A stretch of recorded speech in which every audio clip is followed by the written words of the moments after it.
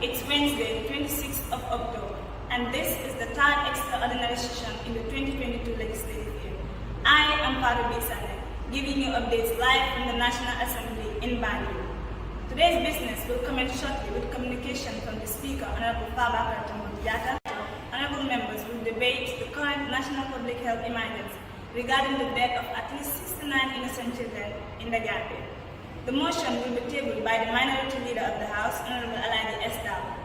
This session stems from a series of oversight engagement with the Ministry of Health and the Medicine Control Exemption of Death Certificate made by Maiden Pharmaceutical Company in India. Stay tuned to the National Assembly Broadcast Service for the proceedings of this extraordinary session, and kindly subscribe to all our social media platforms for more updates on all matters around the National Assembly.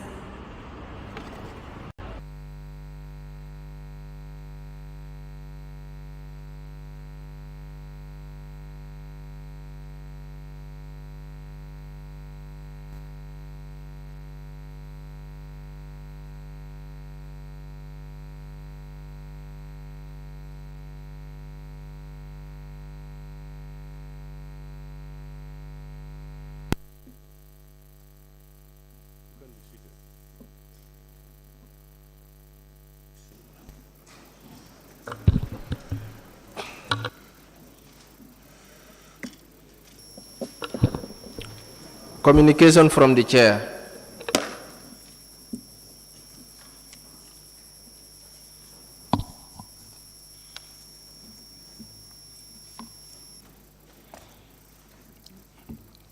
Honorable members, may I welcome you all to the third extraordinary session of the National Assembly in the 2022 legislative year. Equally, may I welcome His Excellency, the Vice President, and all honorable ministers here in present to witness this sitting of the Assembly. Honorable members, this sitting is summoned pursuant to Section 98(1)(a)(2) of the 1997 Constitution and Order 11(3)(c) of the Standing Orders of the National Assembly, as requested by at least more than 1/4 of the members of the Assembly. Considering the said provisions of the law, as presiding officer, I had no option but to convene a sitting of the Assembly within 7 days of the request so made. Thus, the reason for our Assembly here today. Honorable members, as per order paper, this Assembly is here today to debate over a motion acute kidney injury, AKI, resulting to the death of at least 70 children in the country. I must state that the incident is quite very unfortunate and concerning to me and indeed to this Honorable Assembly. It is equally disturbing that the AKI revealed an allegation of contaminated drugs in the country, resulting to such disease causing death to children. Honorable members, I want to appreciate and applaud the ongoing work of the Select Committee on Health in performing one of the key functions of this August Assembly, which is oversight since the outbreak of the disease. The committee is already engaging health authorities and relevant actors in the health sector regarding the death and alleged contaminated drugs. I must equally commend government, and in particular the Ministry of Health, for their swift action in raising the alarm both in country and at the international level. That said, honorable members, we must also be reminded that Parliament has its own unique setting and means of handling issues. We therefore expect the Select Committee on Health at the end of this session to do justice in its inquiry and report back to this Assembly for more concrete resolutions and actions. On that note, honorable members, Let me once again welcome you all to the sitting of this third extraordinary session of the National Assembly in the 2022 legislative year, and also welcome His Excellency, the Vice President, and all Cabinet Ministers here and present. Honorable members, I do believe a copy of the motion has been circulated to you all. We can now proceed. Clerk, we can now proceed. Correction and approval of the records of votes and proceedings of the National Assembly sitting of Thursday, 6 October 2022.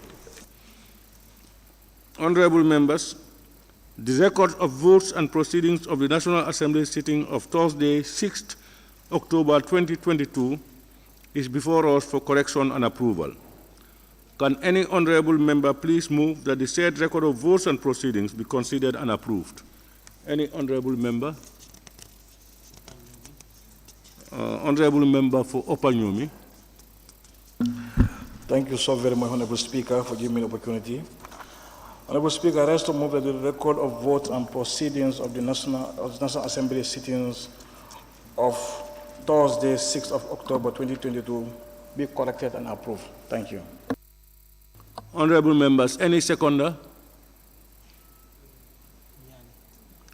Honorable member for Nyani. Thank you very much, Honorable Speaker, for giving me the floor. Motion seconded.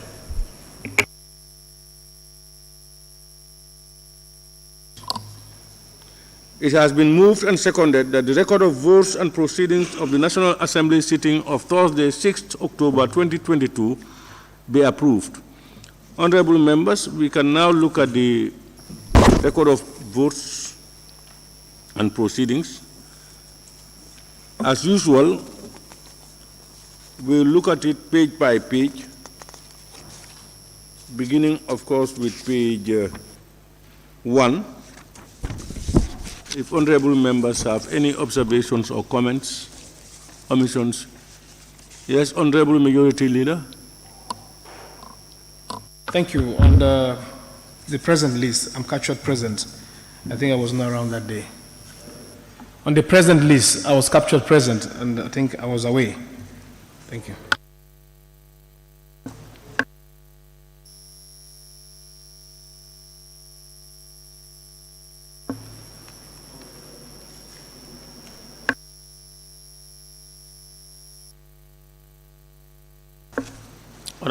Honorable Speaker. Number 2, Honorable Bileji Tunkara. His name should be deleted. He was not present. It's noted. Any order on page 1? Yeah. Deputy Speaker? 1 or page 3? Okay, when we get to page 3 then. Okay, page 1, any more? Latikunda Sabiji. I just have an observation because this has been happening on and on and on. Members will be absent and their names will not be there and members will be present. I don't know whether it's just a copy and paste process because now it's high time. Oh. I just want to establish, because this has been happening on and on, members will not be here, but their names will be captured on the present list. I don't know whether it is a copy and paste business in most cases, or because this will not be happening on and on and on. Thank you very much. Yeah, that has been noted even well before you said it. And 2, we must accept that sometimes it's difficult. I have been told that sometimes the recording is by your digital indication of your presence. And if, for instance, somebody just presses yours, it indicates to them that you are present when you are not present. And what we try to do, what I have been discussing with them, is to do, let's go back to sometimes our own traditional way of doing things. That is to confirm whether these people are, let's not only rely on what is that, let's also come to confirm whether people are present or not. Some of these things, that's why we're going over them. We cannot avoid some of these errors. But I know the table office, they have noted it down and they will do their best. Any order on page 1? If nothing, we move to Page 2.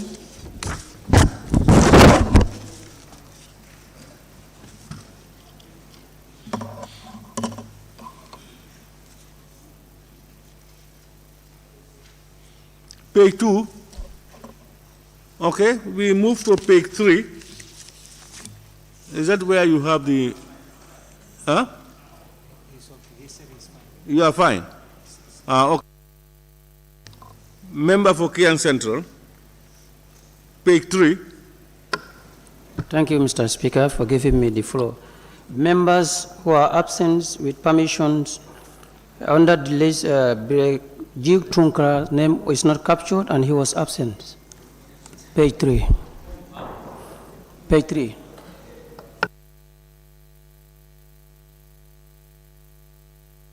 Page 3, am I right?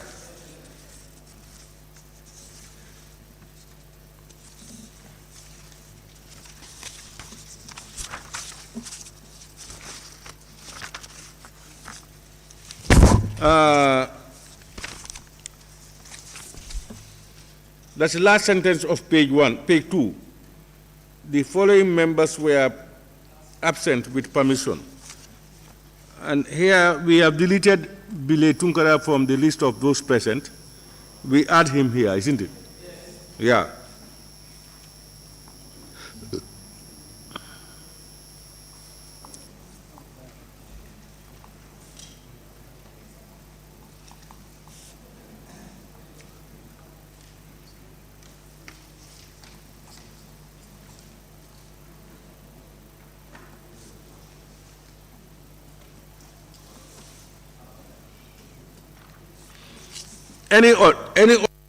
Any order on page 3?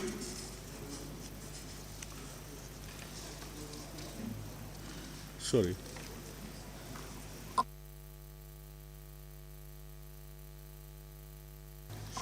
We move to page 4.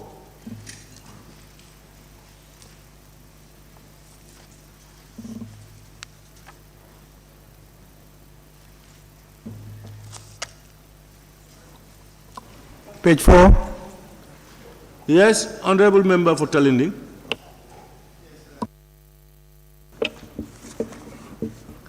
Under the following members who voted yes, my name is captured number 35. I did not.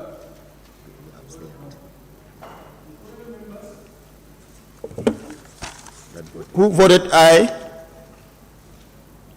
My name is captured under that at number 35. I abstain.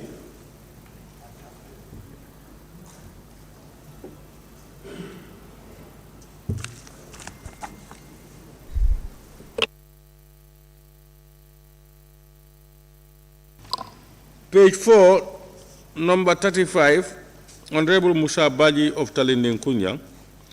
The name should be deleted.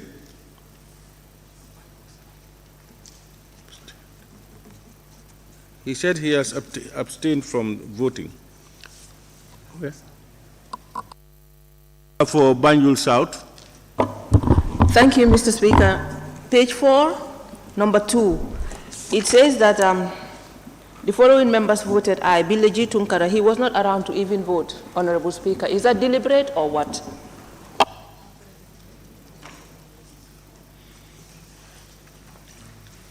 Honorable Number 2 of page 4, Honorable Bile G. Tunkara was not around.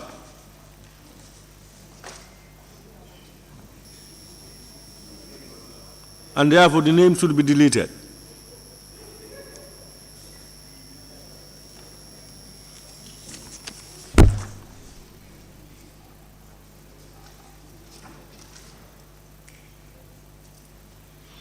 We now move to page 5, honorable members. Honorable Speaker, still with page 4. Who is speaking? Bakau. Go. I have observed that the number of names that they've indicated that voted for aye is far less than 36. And we have 36 as the figure. No, we have done the corrections. I'm talking about that. even with the corrections, you have 34, and it's far less than 34, that the number of names.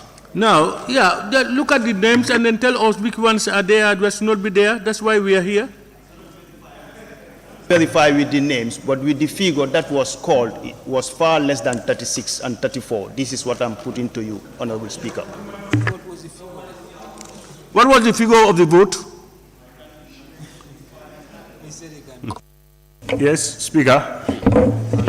Yes, in page 5, my name appears as those that voted no. Just hold on. Before we go to page 5, he's taking us back to page 4. What he is claiming, honorable member is claiming, is we have 36 names minus 2, that's 34, and according to him, 34 is on the high side. Am I right?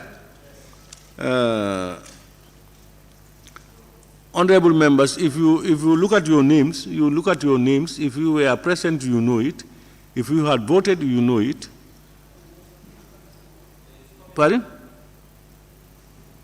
Yeah. Minority? Yeah, I think with the correction, that is minus 2, is 34. That is Honorable Tunkara and Honorable Musa Baji. If you delete Yeah, that's what I have. Yeah, that's what I'm saying. If So you, until otherwise indicated, we leave it as it is. All right? Yeah. Honorable member for... Sorry, we now move to page 5 again. Yes. Lower Fuladu. Thank you, Speaker. My name appears as those that voted in no, and I voted in for yes. Number 11. Number? 11. Page 5. Honorable Gibimbalo, Lower Fuladu West, voted yes, and he is indicated here no. His name should be deleted. From that list, but did your name appear on those who voted yes? So it should be added there. Just hold on.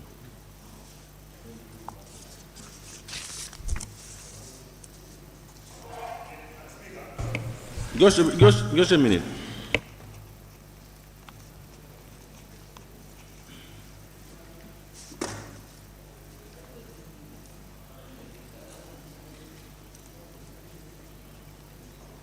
Yes, honorable member for Lower Fuladu. Thank you.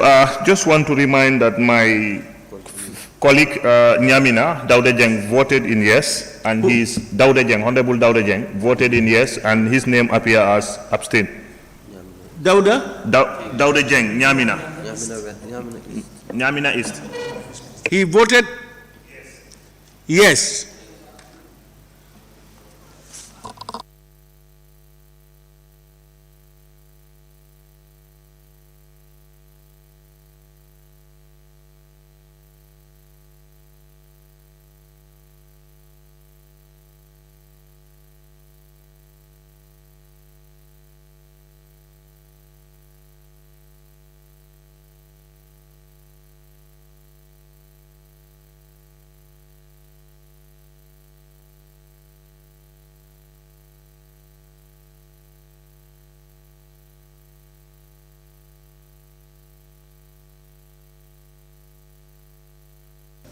Honorable Dauda Jeng voted yes. Am I right?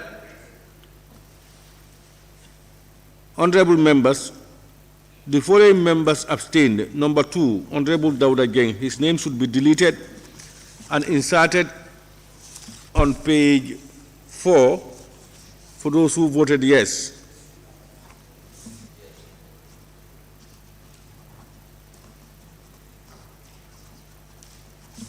Dauda Jeng is where? Nyamina East.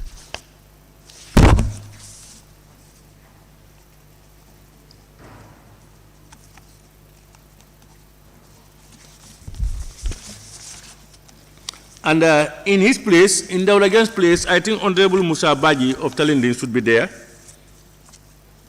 Honorable Baji, you said you abstained, isn't it? So your name should appear under the following members abstained. Exactly. Yeah.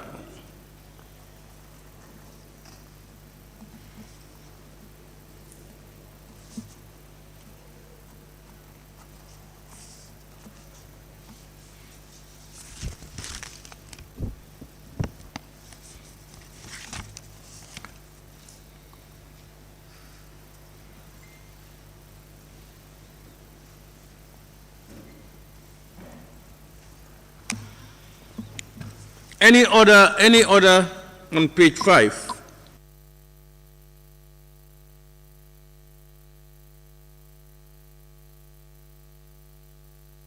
All right, honorable members, we move to page 6.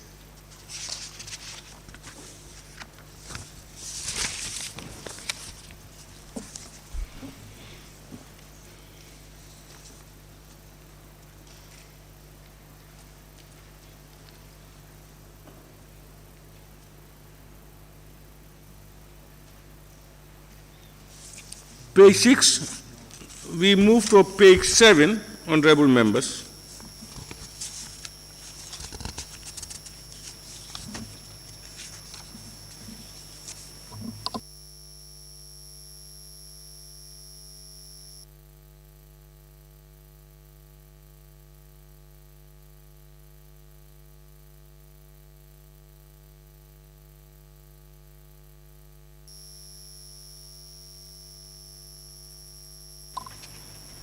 Honorable members, we now move to page 8.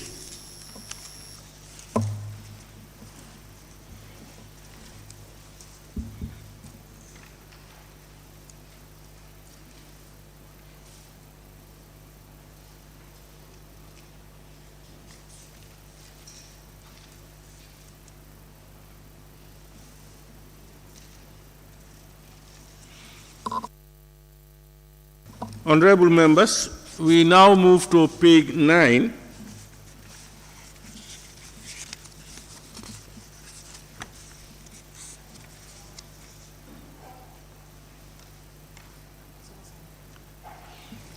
Member for Sabak Sanjal. Thank you, Honorable Speaker. On the continuation of the consideration stage, number 20 and 22, correction put that clause is 40. Instead of clauses, it should be clause 40. The same thing happens to number 22. The S should be removed. Thank you. Thank you, honorable member. Honorable members, page 9, continuation of the consideration stage, numbers 20 and 22. Number 20, question put that clause is 40. Instead of clause is 40, it should be clause 40. And the same applies to number 22. Instead of clause 43, it should be clause 43.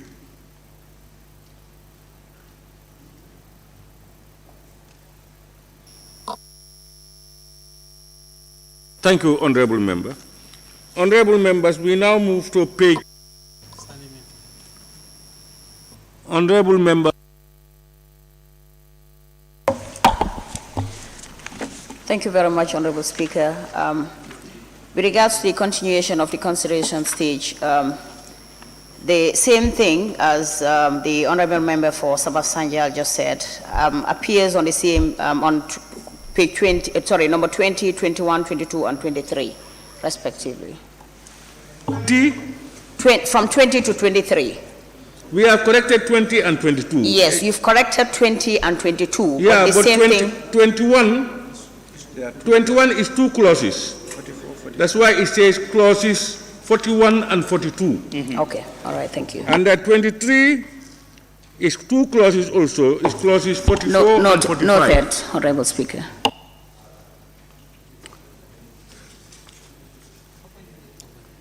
Opanyomi? 28, question put that the clause 79 clauses instead of clause 28. On page 10? And you are on page 10? 25. Okay. Page 10, clause number 28. Question put that clause is 79, it should be clause 79.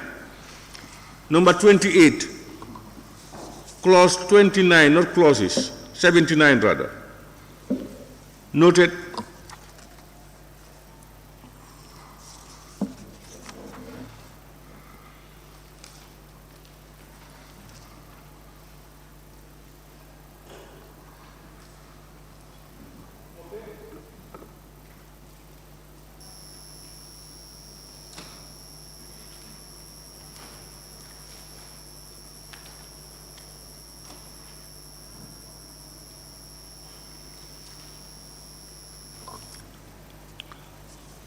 Page 11, honorable members.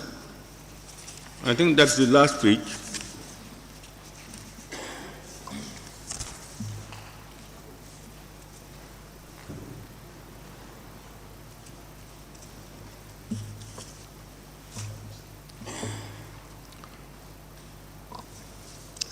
Okay, honorable members, that's the end. It has been moved and seconded that the record of votes and proceedings of the National Assembly sitting of Thursday, 6th October 2022 be approved with amendments. Those in favor, please say aye. Those not in favor, please say no. The ayes have it. Clerk, can we continue? Honorable Speaker, motion.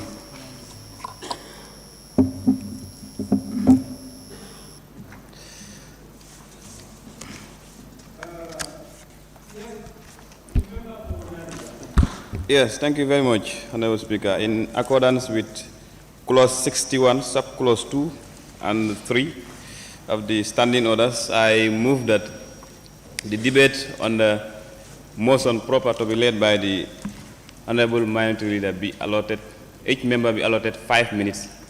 Thank you. Members, any seconder to that motion that each member be allotted 5 minutes for the debate on the motion. Any seconder, honorable member for Sabak Sanjal. Thank you, Honorable Speaker. I rise to second the motion. Honorable members, it has been moved and seconded that the debate on the motion be limited to a time span of 5 minutes. Those in favor, please say aye. Not in favor, please say no. The ayes have it. Honorable members, we should do a head count, Honorable Speaker. This is a very important matter. We shouldn't restrict our time. Honorable Speaker, we shouldn't shy away from our responsibilities. honorable member, it's not good to make allegations against honorable members. You are saying that we should not shy away from our responsibilities. Honorable Speaker, honorable member, if I'm talking, please. Shying away from honorable member, please. With all due respect, please. I am saying that don't talk about yourself. You cannot allege and put input. I am an honorable member. Honorable member, if I'm talking, please be quiet. Please. You are saying that we are shying away because members agreed to 5 minutes. That's what you have said. Honorable Speaker, no, we are not restricting. Restricting our time is shying away. That is not correct, honorable member. It's not correct. No, the time restriction is based on certain facts that you may not be aware of. Then let it be justified. Yeah, that's what you should find out. But don't impute into people what they don't believe in. You Honorable believe that Speaker, that's I'm speaking honorable my member, mind, please. and I will not be stopped. You see, honorable member, if I am talking, please, please, I've given you all use. Please. You have a right to disagree. But people also have a right to agree. And agreeing does not mean you are going to impute something into their statement. What about if people say you are shying away from your responsibility by disagreeing? So make your statements, fine. Disagree, fine. But please, let's give each member has a right to an opinion. Let's respect it. That's your opinion, but don't impute into people's own. Nobody said you are shying away from your responsibility because of your opinion. Why should you tell others that?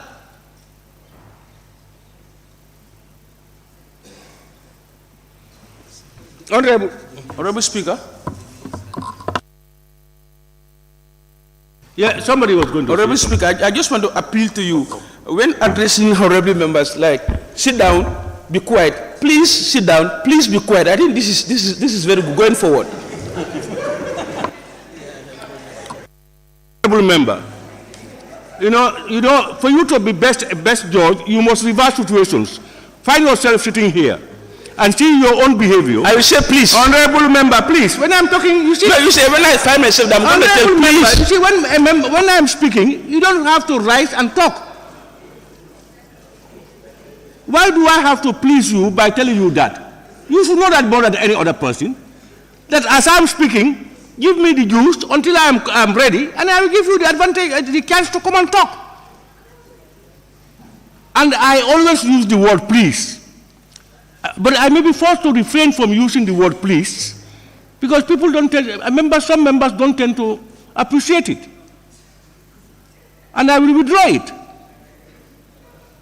Yes, because we have regulations guiding us here that guides everybody. It's not what you want to do. Whilst we appreciate that members have a right to say anything in the chambers without being questioned, members came together to prepare our own standing orders to regulate us here in this session. So we must abide by it. If you don't want to be treated any other way, please treat others the way you want best to be treated. Honorable members, before we have the motion, I want us to have to rise to a minute silence in memory of. I want us to rise to a minute silence in respect to the 60 or so odd kids who lost their lives.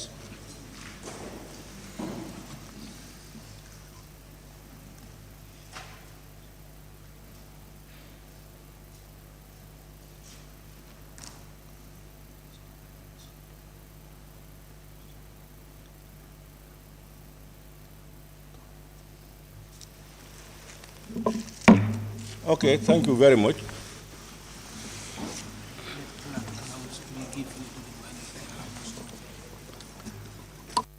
Clerk, can we continue, please? Motion. Be it resolved that this August Assembly do consider and approve the motion on the acute kidney injury resulting to the death of at least 70 children in the Gambia by Honorable Alaji S. Dabo, the Minority Leader and Member for Birkama North. Honorable Minority Leader and Member for Birkama North, can you take the floor? Thank you very much, Honorable Speaker. I must begin by thanking the Honorable Speaker for granting this extraordinary session as requested. Motion on the acute kidney injury resulting to the death of at least 70 children in the Gambia. Honorable Speaker, I move that this August Assembly do consider and adopt a motion on the acute kidney injury, AKI, resulting to the death of at least 70 children in the Gambia. Honorable Speaker and the National Assembly, noting with grave concern the news of the death of the children by acute kidney injury, which has been linked to some contaminated medicines. Expressing deep condolences and sympathy to the families and victims of this tragic incident on behalf of my colleagues. Noting government and health authorities' ongoing investigations about the causes of this unfortunate death and the reported allegation of the contaminated drugs.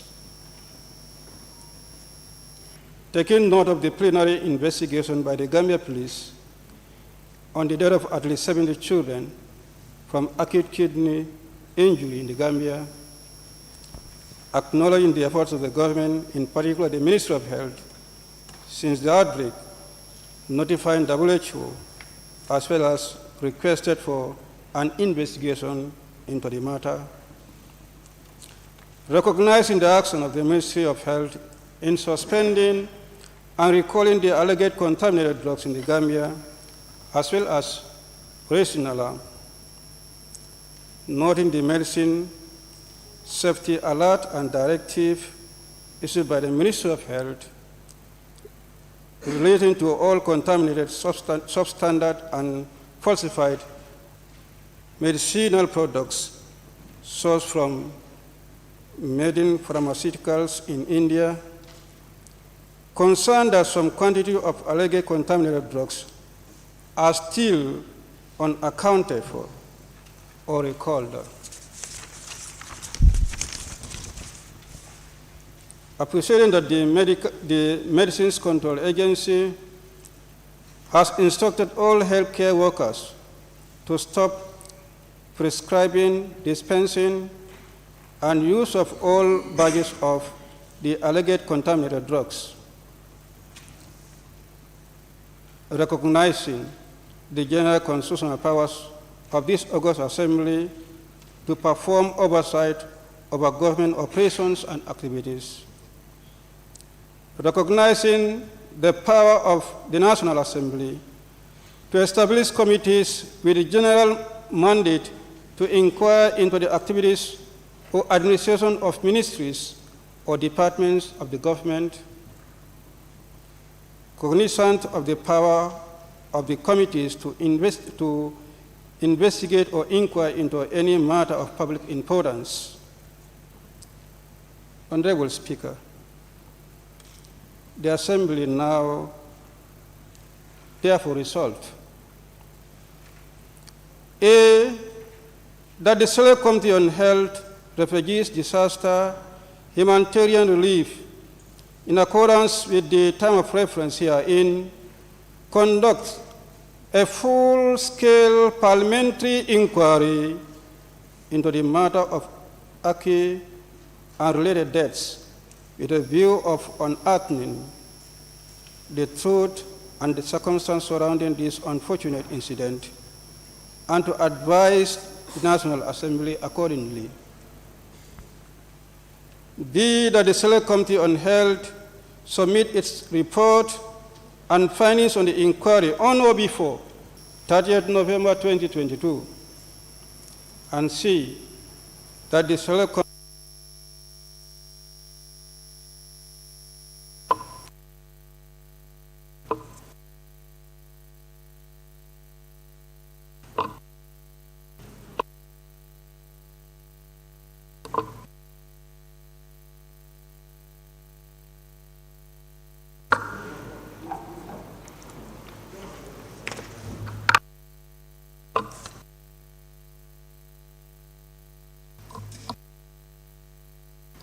this one, and see that the Select Committee on Health be granted leave to meet during the session, that is the ordinary session. Honorable Speaker and honorable members, the terms of reference: the Select Committee inquiry seeks to establish the cause or causes and the impact of Aki on children in the Gambia, and in particular, inquire: A, root causes of the reported death of at least 70 children, and B, the effects of the contaminated medical syrups linked to the death. C, to access primary health care services on emergency cases, especially for children, and D, the culpability of the suspected importers and pharmacies linked to contaminated drugs, and E, impact of access to and availability of medical drugs, especially for children, has on emergency health service. F, the effects of prevailing legislation, the Pharmacy Council, Medicine Control Agency on pharmacy, licensing and medical regime of the country. And G, to consider proposal for a review of the legal and regulatory regime governing the pharmacy, medical drugs importation and store and licensing administrations. H, how the pharmacy licensing scheme is administered. And I, effectiveness of current measures being undertaken by Ministry of Health to address acute cases and contaminated medical drugs. J, to draw on other international best practices and protocols, possible strategies, initiatives, action that the Ministry of Health should consider addressing the administration and impact of medical importation. And K, any other related matter. Honorable Speaker, I beg to move. I thank you. Thank you, Honorable Minority Leader and Member for Bikama North. Honorable members, any seconder? The Honorable Majority Leader. Thank you very much, Honorable Speaker, for giving me the floor.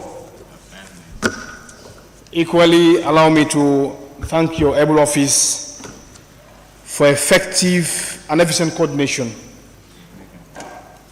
to offer us this opportunity before us to discuss on the motion on the acute kidney injury resulting to the death of at least 70 children in the Gambia. Honorable Speaker, I rise to render my support. I rise to give my endorsement and blessing to the motion before us. Looking at the prayers advance in this motion speaks volume. And looking at the relevant instruments that Parliament have within its institution, that is giving responsibility or delegating responsibility to the Select Committee on Health, Disaster and Humanitarian Relief, haven't gotten the expertise, because I remember during the composition of the committee, we scout for people who are of faith in that particular area. I'm noting the steps or the giant step by the chairperson and the member of the committee to initiate or trigger the engagement, which is oversight, since the outbreak. Looking at the press, also, it's acknowledged the efforts of the government, and in particular, the Ministry of Health, since the outbreak, for notifying WHO and requests for an urgent investigation on the matter. Honorable Speaker, this speaks volume, and it speaks the concern that we share, be it legislature, be it the executive, be it judiciary. There is no winner or loser in this game. We have to applaud and tap government on the back for early detection of this acute kidney injury and taking every measures in even suspending the licenses and pharmaceutical products. Looking at number 9, appreciating the Medicine Control Agency, MCA, has instructed all healthcare center workers to stop prescribing, dispensing, and the use of all batches of the alleged contaminated drugs.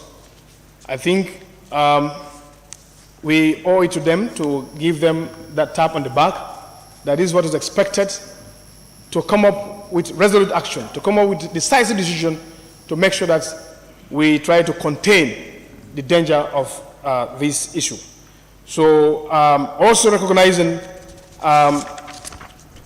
the preliminary investigation done by other sister institutions in terms of all geared towards raising concerns and alarm that this thing is serious, and we owe it to Gambians and the Gambian public to make sure Parliament also be heard, Parliament also take its oversight functions, its oversight mandate to make sure we inquire into this and proper resolution or recommendation at the end of the investigation or the oversight of the Select Committee on Health, Disaster and Humanitarian Relief to make a thorough investigation, not to preempt the outcome.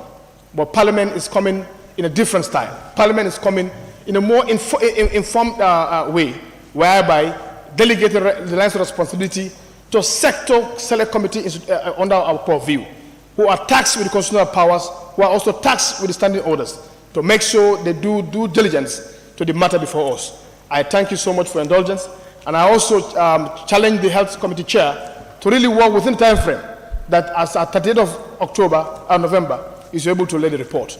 And I thank you so much, and I will assure you our cooperation and support. I and the minority leader of the House will be with you, of course by extension the Speaker, to make sure that you carry out this investigation thoroughly. Thank you so much for indulgence, Speaker. Thank you very much, Honorable Member for Kantora and Majority Leader. Honorable members, I now put the question. It has been moved and seconded that this Honorable Assembly do consider the motion on the acute kidney injury resulting to the death of at least 70 children in the Gambia.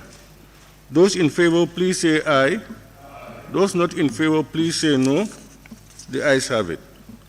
Honorable members, let me welcome and acknowledge the presence of the Honorable Minister of Health, the Honorable Minister of Interior, and the Honorable Minister of Defense, who are here in chambers with us.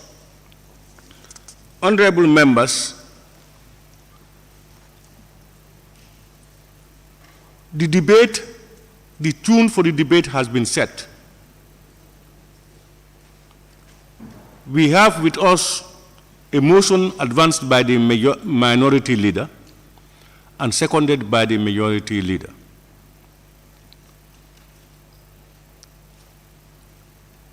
And is praying for this assembly to assign the Select Committee on Health to do research and work with the various TORs. And that should be laid before us latest, it should be presented to us latest 30th of November this year. So it should be noted, honorable members, that the debate on the report is yet to come. That's why the time limit has been set. The discussion today should be focused on the motion, the prayers of the motion. What you think should be added or deleted or whatever. And come the tabling of the report of the Health Committee, members will now come out to debate on all issues. I will open the floor for honorable members to take the floor. After that, I will also invite the Honorable Minister of Health to make a statement. Then from there, the mover of the motion will wind up the debate on the motion. So, honorable members, the floor is now open. I now call on the honorable member for Bakau. Thank you very much, Honorable Speaker. I thank you very much for giving me the floor. Honorable Speaker, let me first of all use this opportunity to extend my sincere condolences to the bereaved family and to the entire nation, because this is a loss to the entire nation. We have lost loved ones who could be better leaders of tomorrow. Honorable Speaker, the topic before us today is very sensitive. Sensitive in the sense that we have lost lives, We're talking of lives, 70 plus lives.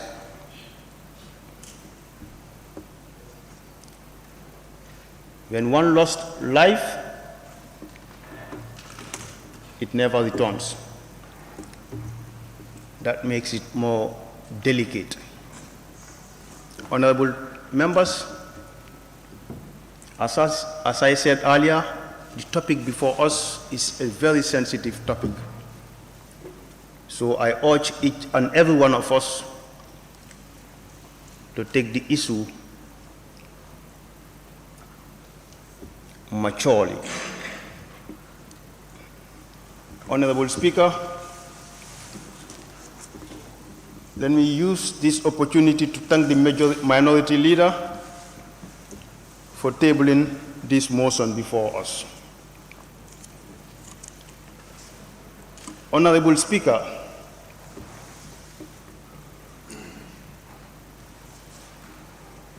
we have assigned a committee to look into this issue and report back to us.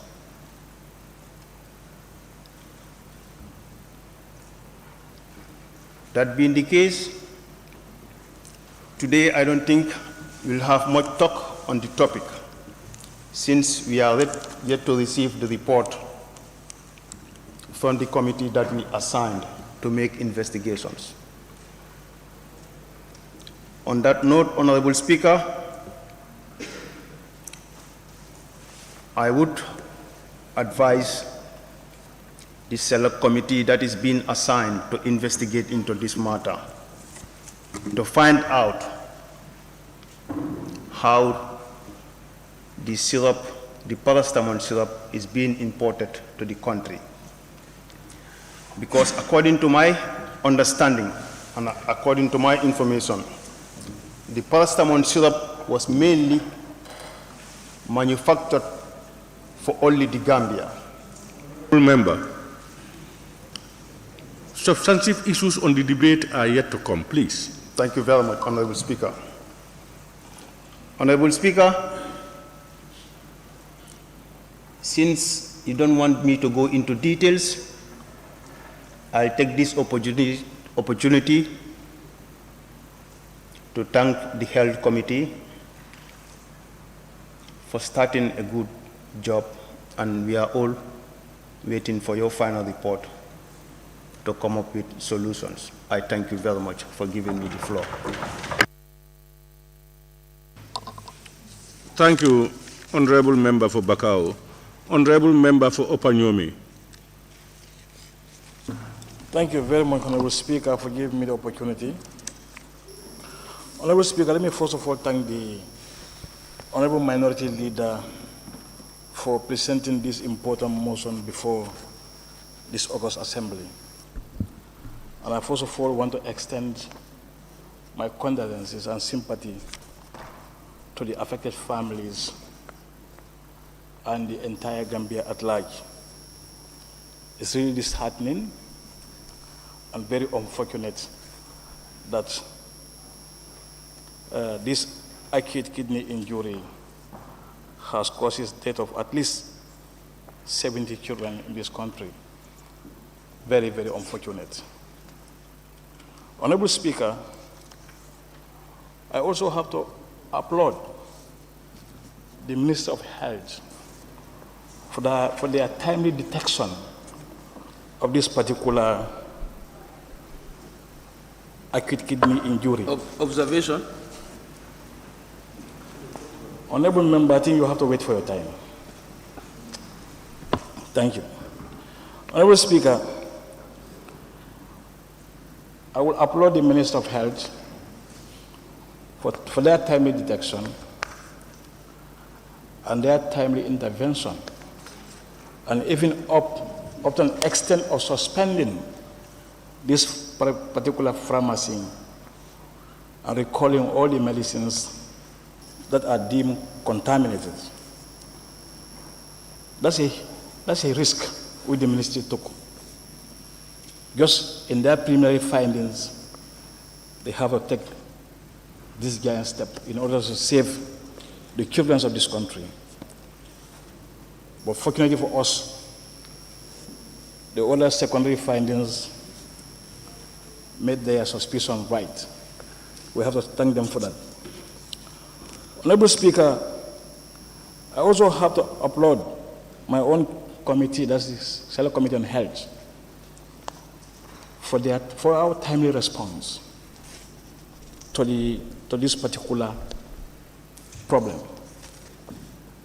Because we took it upon ourselves even before being assigned by this August Assembly to engage the concerned authorities. And the preliminary evidence has been gathered, and we don't want to preempt what we have gathered. The report will be presented as being stipulated by the motion. Honorable Speaker, with these few remarks, I thank you once again for giving me the opportunity to throw a few words on this particular motion. Thank you so much. Thank you very much, Honorable Member for Opanyomi. I now invite the Honorable Member for Kombo East.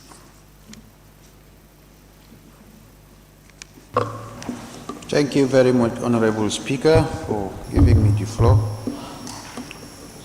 Honorable Speaker, I must first submit my deepest condolences through your office to the families of the victims of these 70 children that lost their lives due to this AKI. And we pray to Allah, may the trend stop in here and that they rest in eternal peace. And I extend my condolences to the entire people of the Gambia, and that I urge every member of this country to stay fast, and then we work on to a solution to remedy this situation that we are upon. Yes, it is very right. It is very right that we had this motion before us today, and I commend the minority leader for tabling it out before the National Assembly. I only want to suggest that having considered the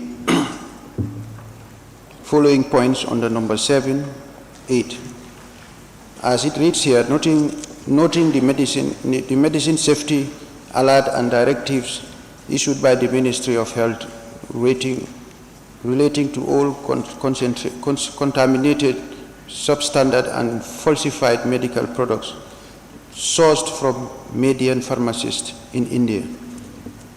Upon these findings, these are laudable efforts. We should commend the Ministry of Health for taking up this giant step and getting out boldly to be doing that. But also under the concern that under number 8, there is a concern that some quantity of alleged contaminated drugs are still unaccounted for or recalled.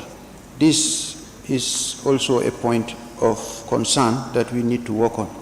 I'm also suggesting that let it not only be limited to the Health Committee to work on, let it, the National Assembly Select Committee to take up this thing should have a joint committee where members of the Defense and Security and members of the Gender Committee to be involved so that serious steps could be taken and then the necessary be made so that we come to a conclusion as on time to take a hold to this. I thank you very much. Thank you.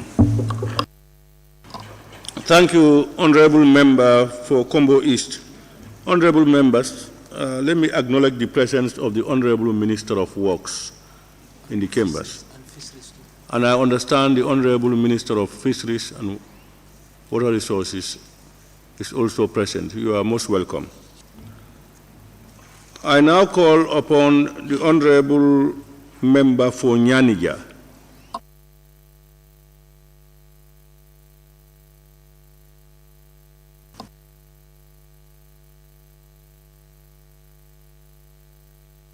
Honorable Member for Kiang East.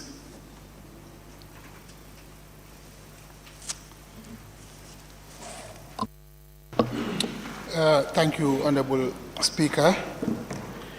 I would like to begin by registering my heartfelt condolences to the bereaved families of over 70 Gambian children who lost their lives to acute kidney disease, AKI. I humbly ask Allah to give the bereaved families the fortitude to bear the loss. And I equally humbly ask Allah to restore unto these families children that would be not only the comfort of these families, but also the comfort of the eyes of all Gambians.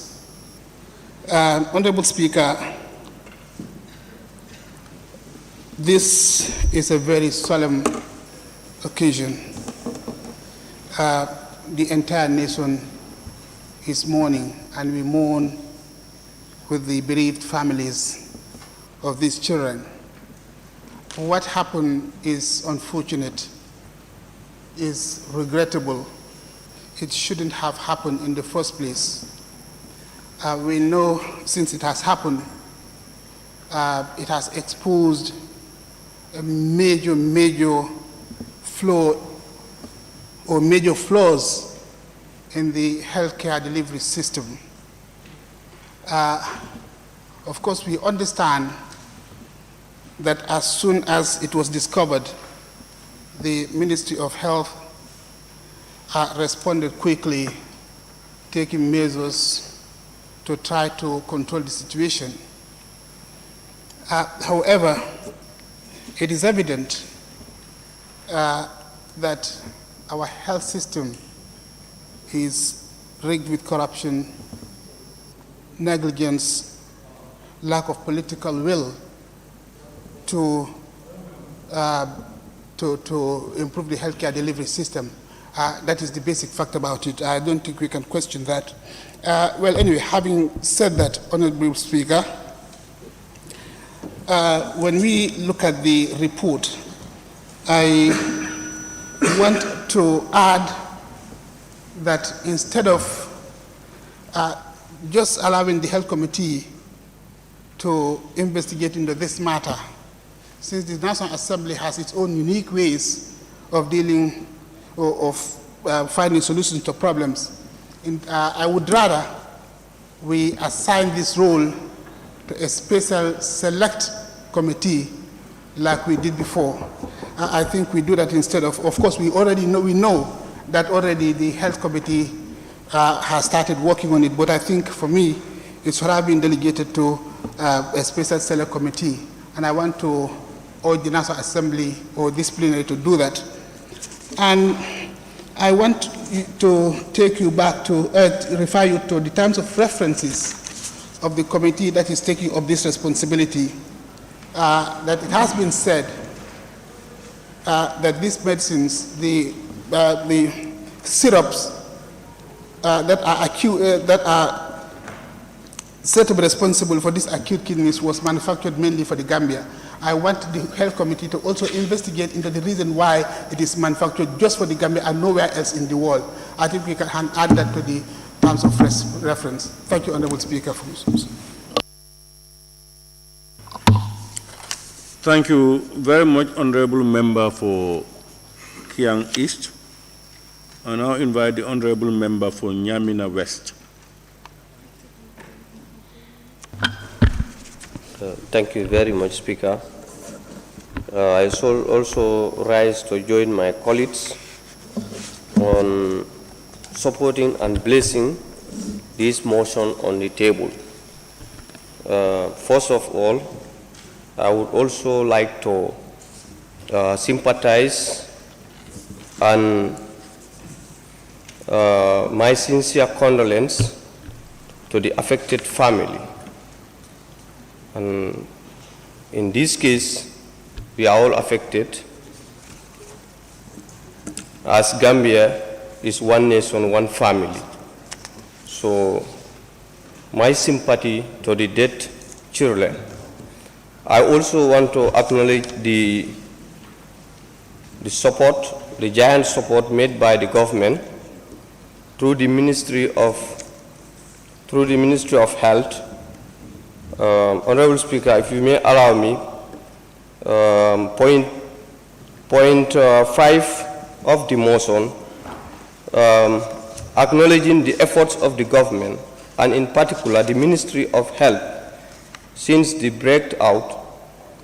outbreak, notifying WHO as well as requested for an investigation into the matter.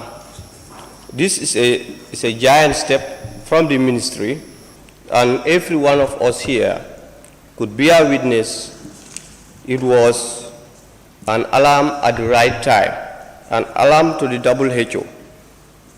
And also, I have to acknowledge the laudable support or the good job done by the Select Committee on Health in the Parliament here. Since the outbreak, they have been conducting series of meetings and they did not relent.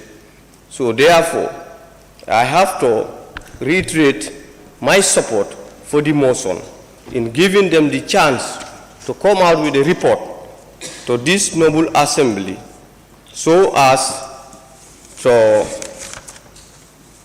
come out with their terms of reference, especially reference A, that says you are tasked with to come out with the root cause of the reported death of at least 7 children.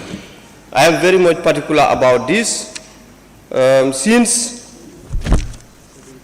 70 children, that is A, the root cause of the reported death of at least 70 children. This is very important.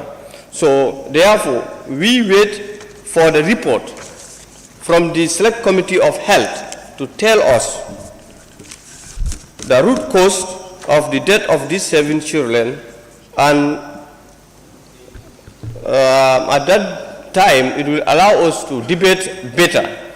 At this juncture, I also want to acknowledge and recognize the hard work done by the 2 leaders of the House, that is the majority and the minority, and I thank the minority for tabling this motion.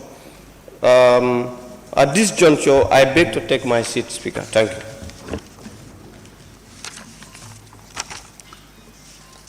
Thank you very much, Honorable Member for Nyamina West. I now invite the Honorable Member for Upper Fuladu West. Thank you very so much, Honorable Speaker, for giving me the opportunity to have my say as far as this particular issue is concerned. Honorable Speaker, members of Parliament, ministers present, media, dignitaries, security personnel, dignitaries present, ladies and gentlemen, I feel very honored and privileged to stand before this august assembly to express my heartfelt condolences and sympathy to the families and victims of this tragic incident. It has been a trying time and a difficult moment for Ministry of Health and the government by extension and the entire people of the Gambia. The deaths of these 70 children are unfortunate and untimely. We all felt it as a nation, and we pray for Allah subhanahu wa ta'ala to grant them Jannat. Mr. Honorable Speaker, we have to thank the Ministry of Health for early detection of this acute kidney injury. I think these are some of the achievements registered by the Ministry of Health since the outbreak happened in this country. And then also the case was reported to WHO for assistance as well as requesting for investigation. This came through Ministry of Health. The Ministry of Health have also suspended and recalled the alleged contaminated substandards and falsified medicinal products sourced from Maiden Pharmaceutical in India. MCA, Medical Control Agency, have instructed all healthcare workers in the country to stop prescribing, dispensing, and use of all batches of the alleged contaminated drugs. Honorable member, observation. So I think these are all giant steps taken by the Ministry of Health and the MCA. The license of the importers has been suspended.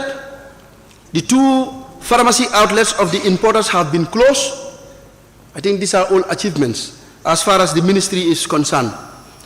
And then police have started investigation, which is not concluded.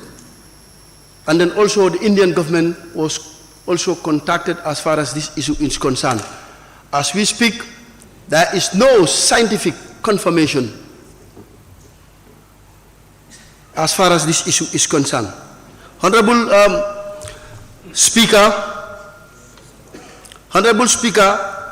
noting the medicine safety alert and directive issued by the Ministry of Health relating to all contaminated, substandard, and falsified products sourced from Maiden Pharmaceutical in India. Well, I think these are achievements registered by the Ministry of Health as far as this issue is concerned. But there is a concern raised on the motion.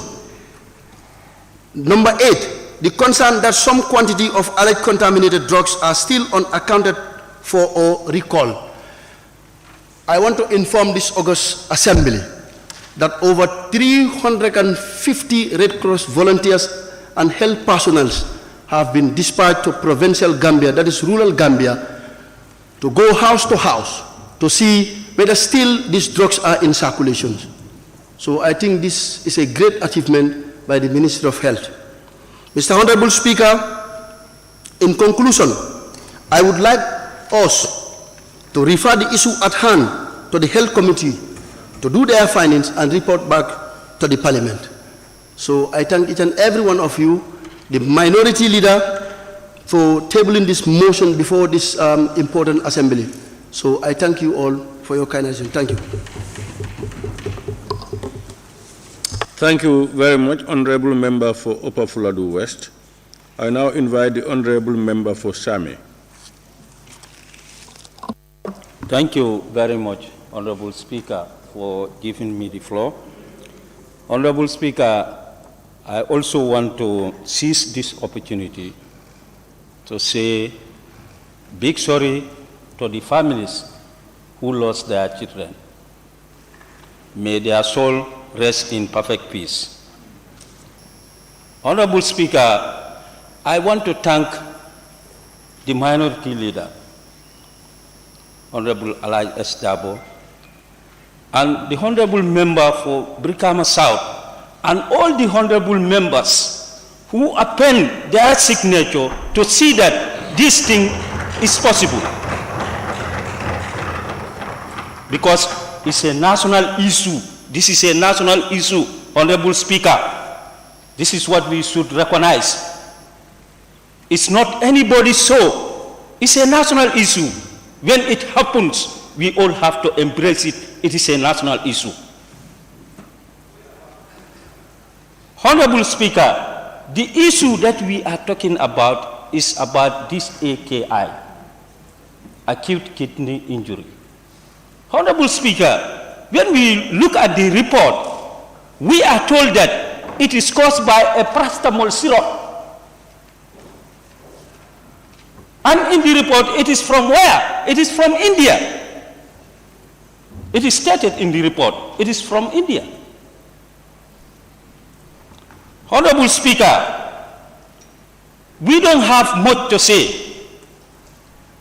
Hence, we say we are going to give it to the Health Committee.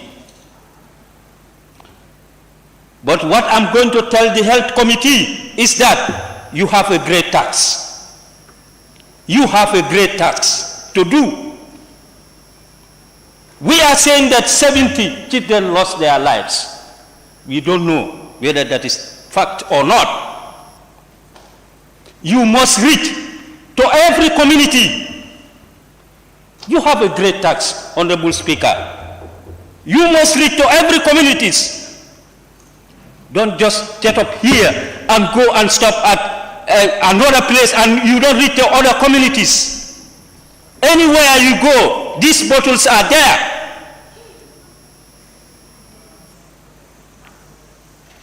You must reach to every communities. Because at the end, these victims has to be compensated. They must be compensated, Honorable Speaker.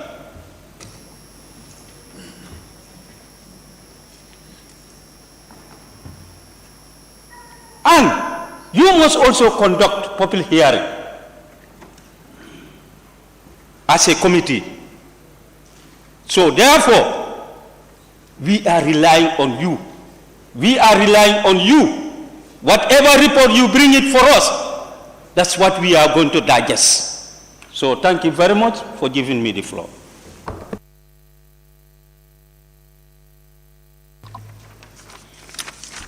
Thank you very much, Honorable Member for Sami. I now invite the Honorable Member for Fonyi Bintang Karanai. Thank you so very much, Honorable Speaker. Deep down in my heart, I am crying because it's a very sad moment and a sad issue to discuss on. Nevertheless, we still have to be bold and express sincere condolence to the parents and to the nation at large, because the nation is mourning. In the same vein, the politicians also should mourn. In the same vein that we should feel what the parents are feeling. As I sit in these chambers, looking into the eye of the people that lost their children, is very sympathetic indeed. I definitely know how it feels when you lost your child. Very, very sad. And which child are you talking about? The child that could become the governor, the child that could become the minister, the child that could become the member of the parliament, that makes decisions for the nation. I believe as a nation we can do better. And I believe as a nation commitment should be in our DNAs to work in the best interest of the nation, to safeguard our people, to safeguard those young innocent children that died. And who will be next to die? Because we are still not safe as a nation. We must take the full responsibility as a ministry, especially the Ministry of Health. It's unacceptable, and this is unacceptable. And the investigation must be very independent in all the senses. The government is taking an investigation to the matter, but the National Assembly too cannot rely on the Health Committee alone. My suggestion is for us to set a special committee that will be neutral, that will be independent, that will not allow interference to overdrain it, to look into the matter seriously. Because these are sensitive issues that the nation cannot let go of. And in the process of exercising their duties, they must remember that the nation is crying, the nation is mourning, the women are crying, the family members are crying, the family members are in need of support, and in no way can we support for their lost ones, because some of the children that are gone, we have no mechanism of bringing them back to this world, which is very sad indeed. As most of you will want to restrict us time and again on what to debate, what to say, what to do, and what not to do. I'll always say this freely and independently, that this House must not over-restrict the members of the Parliament on what to say and what not to say. So long it affects the public, it affects us. So long it's public importance for all, and we should dilate on it the way we want to dilate on it, without begging for relationship or support in any way. So from now on, as we move out of this House, let us remember to control whatever enters into this country. Whatever our people are to consume, let's control it. Let people be responsible for their actions. But then, when we said we cannot blame anybody, you can blame somebody. Someone is responsible.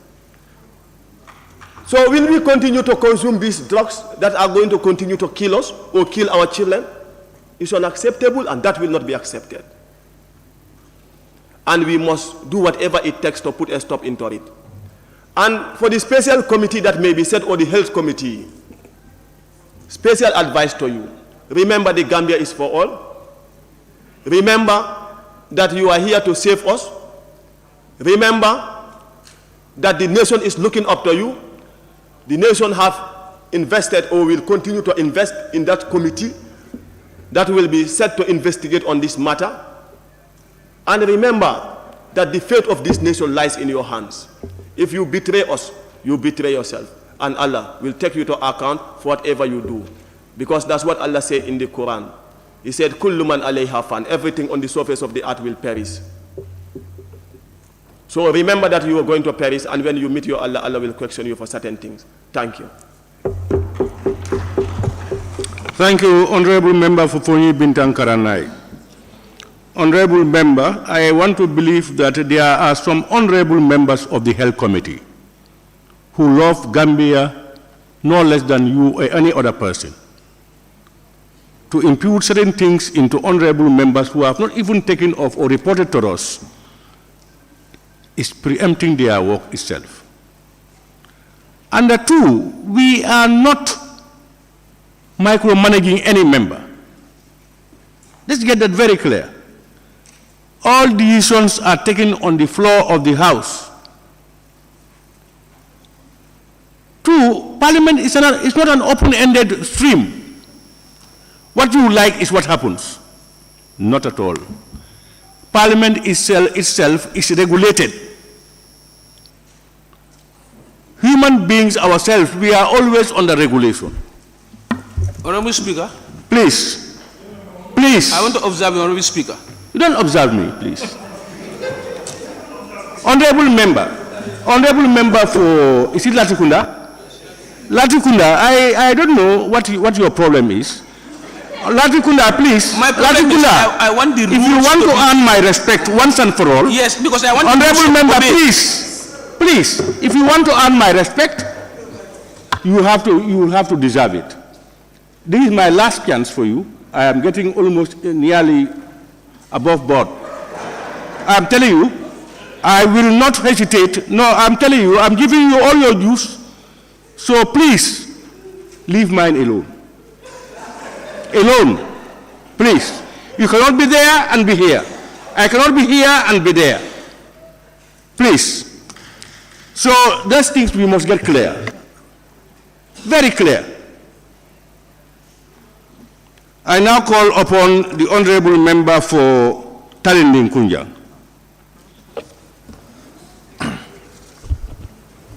Thank you very much, Speaker. Thank you very much, honorable colleagues. I would like to acknowledge the presence of honorable ministers here present. Let me join my colleagues in extending my sincere condolence to the bereaved families. They are going through a trying time. I recognize a couple from Talinding who came, who deemed it very important to come and witness. I will extend my sympathy to them and all the bereaved families, and pray that Allah give them the fortitude to bear the loss.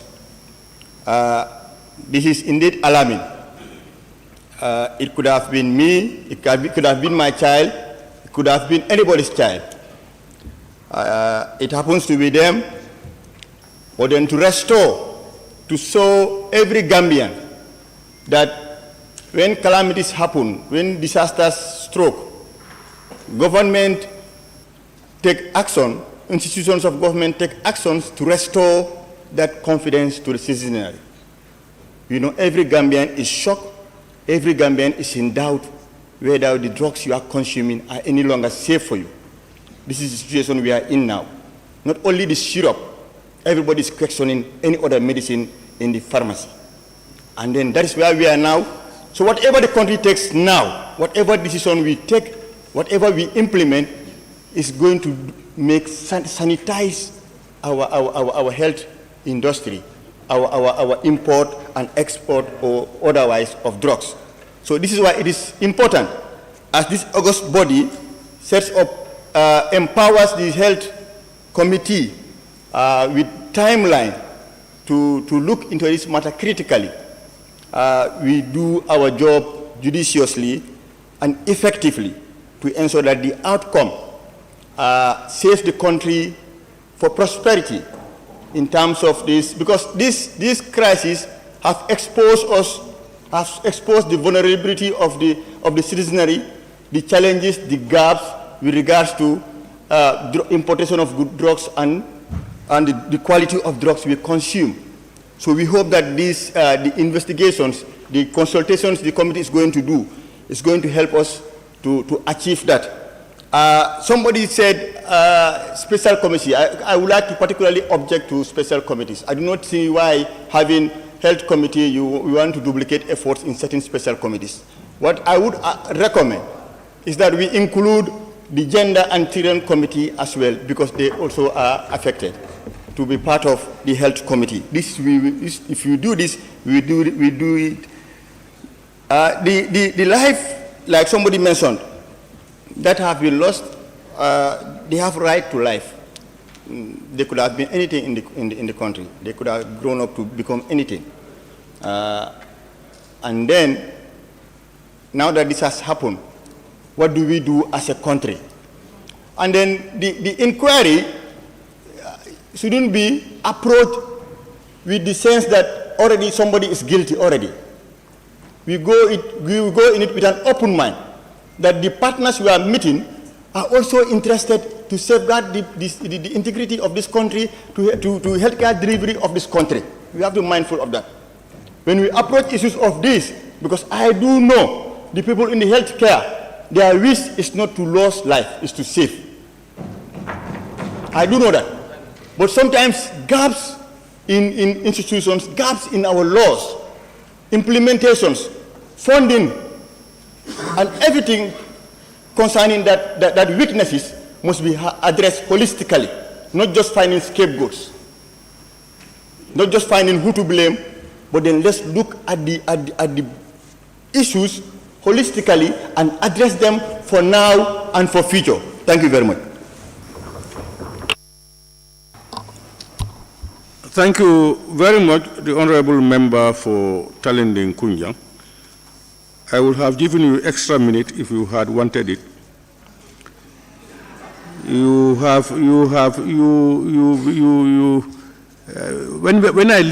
I listen to you, sometimes I am moved and I am proud to be a member of the constituency you represent.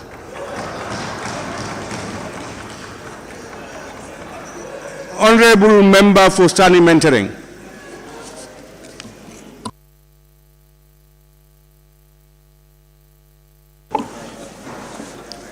Thank you very much, Honorable Speaker, for giving me the floor. Honorable Speaker, I'll acknowledge the presence of the Honorable Ministers here present. First, Honorable Speaker, I'll extend my deep condolences and sympathy to the families and victims of this tragic incident, and to my own self as a mother. Also, thanks to the minority leader for tabling this before this August Assembly. Honorable Speaker, I also thank the Select Committee on Health for their intervention in finding facts to this cause of our own children.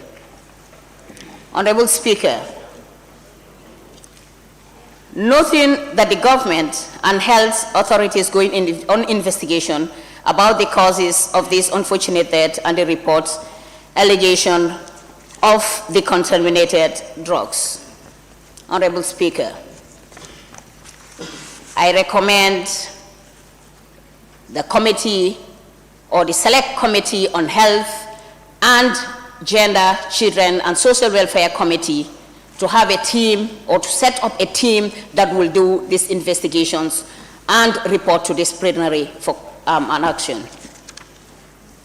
Honorable Speaker, it is also a concern that some quantity of alleged contaminated drugs are still uncounted for or recalled.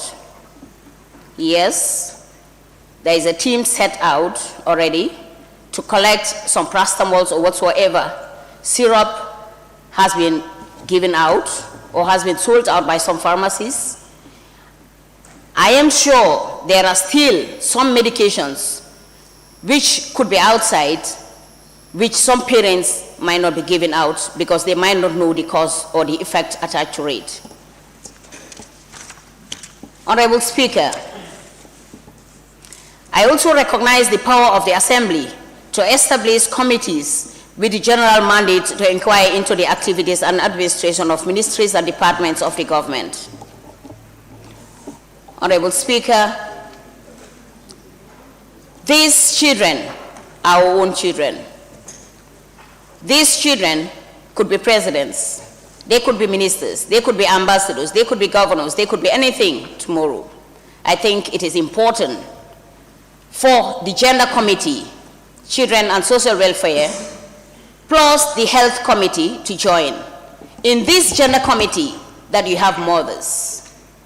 The Health Committee might have a mother, but there are mothers in the Gender Committee. So therefore, I recommend the Gender Committee to join with the Health Committee to make sure that they do the thorough investigation and report to the plenary. I bet to take my seat. Thank you.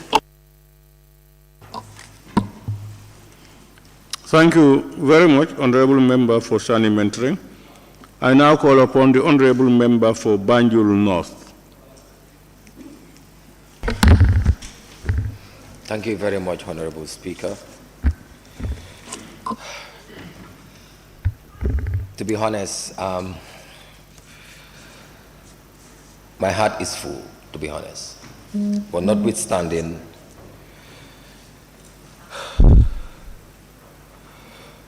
I will observe the parents present here, the affected families present here, and also want to seize this important opportunity to extend my sincere condolence to all affected families and also the Gambia for the loss of 66 plus children due to Aki. It is very unfortunate, Honorable Speaker, but notwithstanding, I believe the death of over 66 plus Gambian children and many more suffering from Aki, reported allegation of the contaminated syrups reflect a deep and widespread systemic issue confronting this country for a period now. And I believe it is important in that regards that there is need for the National Assembly, which we are actually doing now, to respond to this crisis with all the concern and urgency, which is indeed very important in areas critically and closely, so that as to determine why and how such a national strategy could have happened, which the Select Committee have already started engaging all the relevant stakeholders, which is indeed, I believe, is the right thing to do as a Select Committee. Honorable Speaker, point of order. We hear the point of order. Who is claiming the point? Open your mic. Yes. Your mic.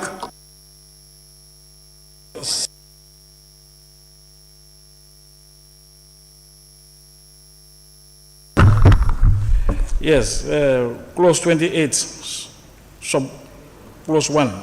A member shall not read his or her speech, but he or she may read extract from the books or papers in support of his or her argument and may refresh his or her memory by reference. The member is reading from a text which he wrote on a paper. Honorable Member, are you reading? Honorable Speaker, these are points that I put on a paper. Member, are you reading? I am not reading. A text you have written? I am not reading, Honorable Speaker. All right. Maybe he is not very comfortable with my presentation, but notwithstanding. No, Honorable Member, you know, I have to make a ruling. Okay, go ahead. You know, it is in order that you should not read. You should not read from a text, written text. You can quote from these things or make reference to notes. So if you are reading, please stop reading. If you are not reading and you are making notes, you can continue, please. Honorable Speaker, like I said, I am just going through the points that I've noted on my paper. But if he is not very comfortable, I think... Honorable Member, can you continue with your debate? Can you continue? Okay, I believe that was a distraction, but notwithstanding, like I said, in the line of the issues that has been mentioned here as some of the members, I think it is very important for us to have an open parliamentary inquiry to investigate in this matter, which is indeed very important. Because looking at the situation, it is indeed a public health emergency. And in any serious nation, we cannot joke or play with health, understanding that it is very key as far as our nation is concerned. And wherever we see a healthy nation, that is when we can see better development. But notwithstanding also, as the mover of this motion have mentioned, some of the TORs that they are expecting as per the committee that will be responsible for the investigation, I will also want to recommend for the Assembly to consider us by at least putting up a very strategic communication mechanisms in place, so that in terms of whatever we're going to communicate to the public, more particularly with the relevant stakeholders, will be of essence, will be of use to the people. Because if we are to communicate to the people and they don't understand the language that we are speaking, that is already a problem.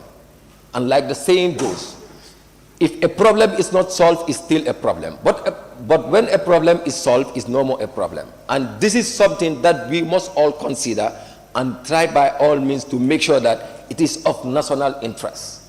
Let us see to it that as far as this current situation is concerned, we are all victims.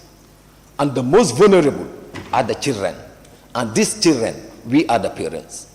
So in that regards, I want to seize this opportunity to thank the minority leader for coming up with such a motion to see to it that a committee is being assigned to investigate to the bottom of this crime.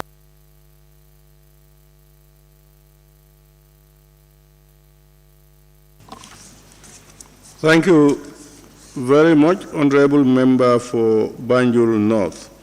I now invite the Honorable Member for Banjul South. Thank you very much, Honorable Speaker. First of all, like my honorable colleagues, I would follow and extend my deepest sympathies to the families and to the Gambia at large, as this is a tragedy and calls for national mourning. Honorable Speaker, it is heartbreaking, not only as a mother, but I am a mother of 6 children. And I know that if my child would have been under 5 or under 7, one of them might have been one of the victims. So that is why this is so close to my heart.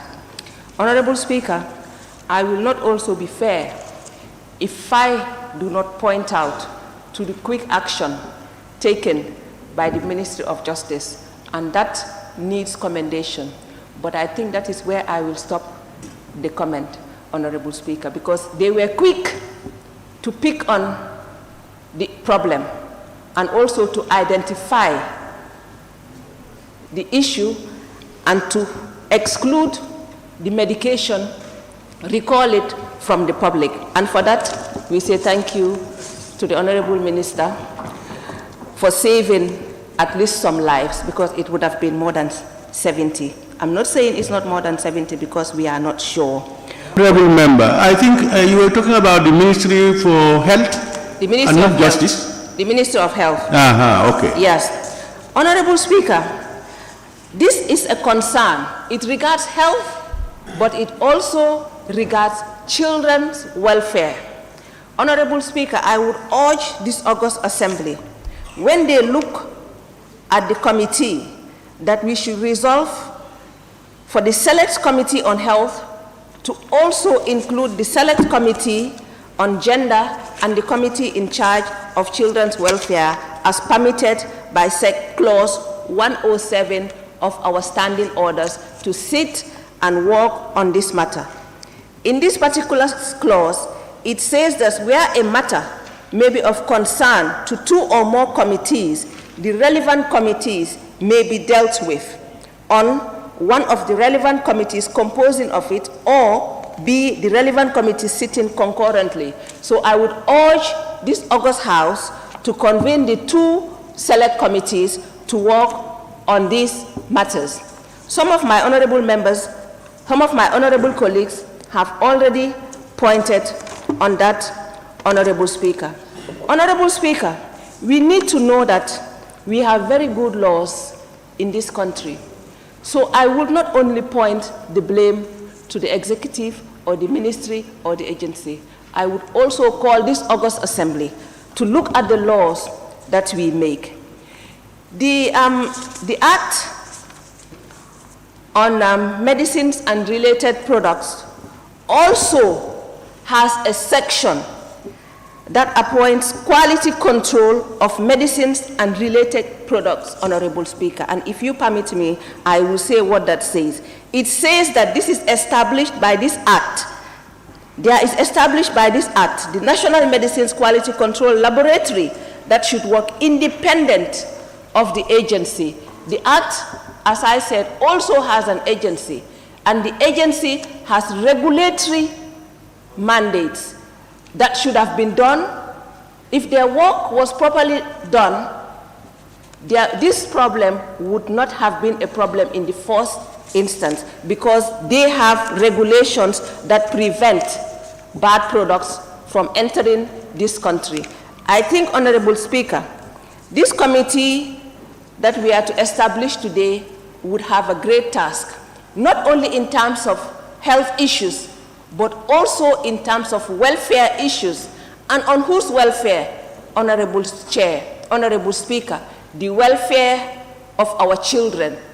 We have recorded 70 children.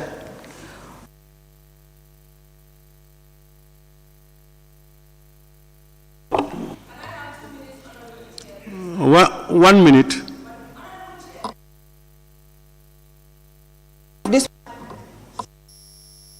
No, put on your mic. Honorable Speaker, the minority side I would applaud, because the minority side made this sitting possible today. I was disappointed to see the majority leader raising his tag to second a motion that he was reluctant to sign, Honorable Chair. He refused to sign, to convene for a meeting to address this matter that affects our children, but yet he wanted to show the world that he seconded this motion. And Honorable Speaker, I am ashamed, because this is not a call show. This is an interest to the nation. It is not for the public. We were duly elected to represent our people and to show our people that we care, not to act a joke, Honorable Speaker. Thank you. Thank you very much, Honorable Member for Banjul South. I now call upon the Honorable Member for Latrikunda Sabiji. Thank you very much, Honorable Speaker, for giving me the floor. And I thank the Honorable Ministers who are also present here. First of all, I will start. I am very grief-stricken to the level that I don't even know how to express it. Added onto that, I am grief-stricken by way of the poisonous drugs that were imported into this country. My second disturbance is to see honorable members praising an institution we intend to investigate. Because for me, if you ask me, the ministry should rather prevent and put in mechanisms. I will not praise this or heap encomium on a ministry that fails to prevent and put in mechanisms to prevent this public health disaster, there could have been mechanisms in place, not early sign detection. Honorable Speaker, this nation mourns, this nation grieves, and this nation is effectively in a public health disaster. And I want the honorable members to be so emotionally attached to the 80-something kids that were killed by way of these poisonous drugs. Sorry. Observation, please. Honorable. The pain of Aki. Honorable, I spoke to two mothers who were affected, whose children died by way of Aki. One of them told me, my child cries in pain, my child groans in pain, my child dies in pain, and my child was grasping for breath. That was very unfortunate. She said the child was a very intelligent child. I couldn't control my tears. Honorable Speaker, I will only applaud the minister. Minister is a surgeon.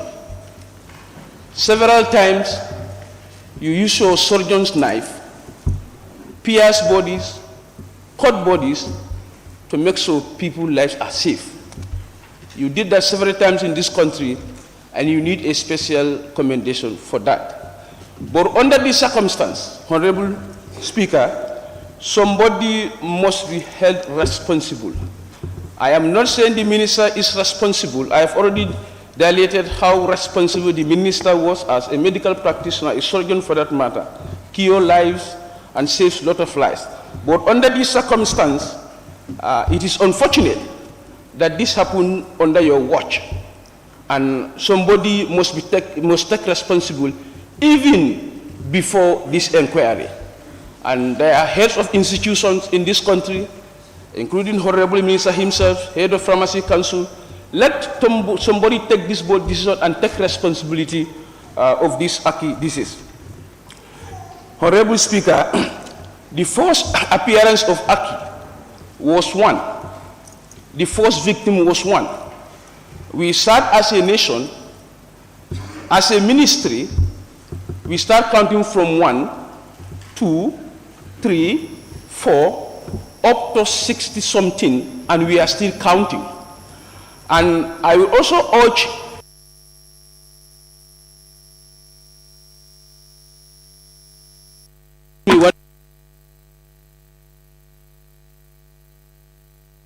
you see, that's where the discussion of the speaker comes in, and that's why, and that's why I will happily deny you.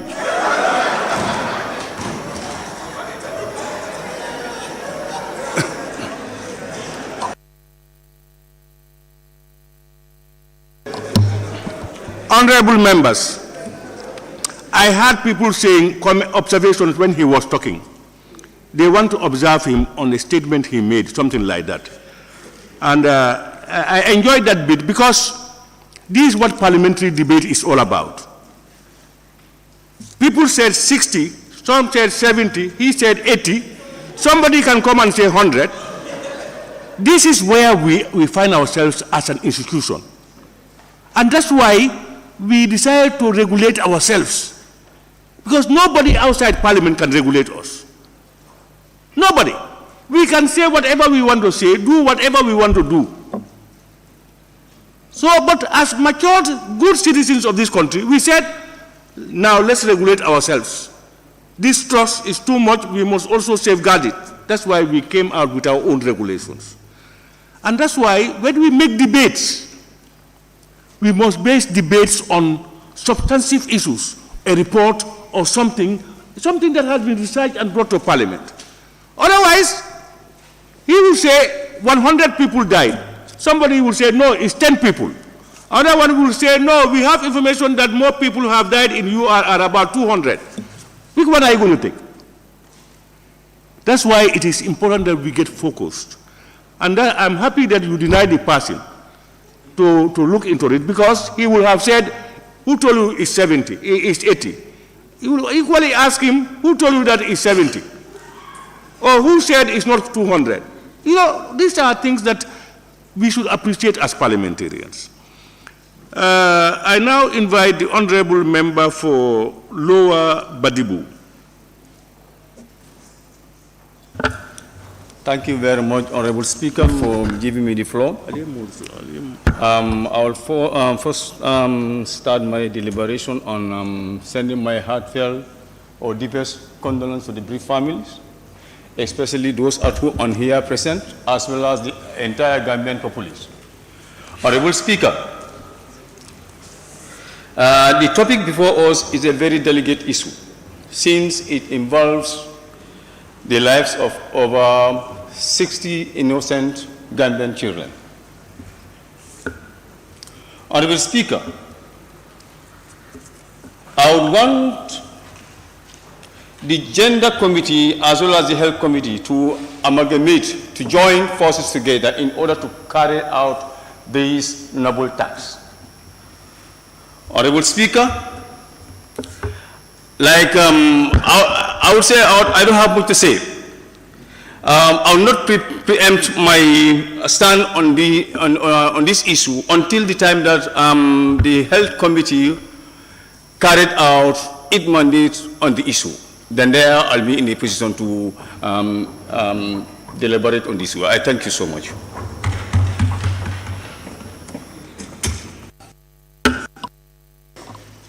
Thank you very much, Honorable Member for Lower Badibu.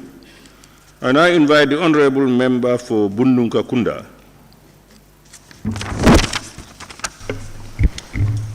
Thank you very much, Honorable Speaker, for giving me the floor to participate in this important issue that is before us here.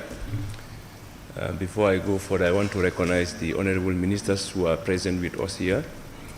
And also, on behalf of the people of Bundung, I want also to extend my sincere condolence to the bereaved families.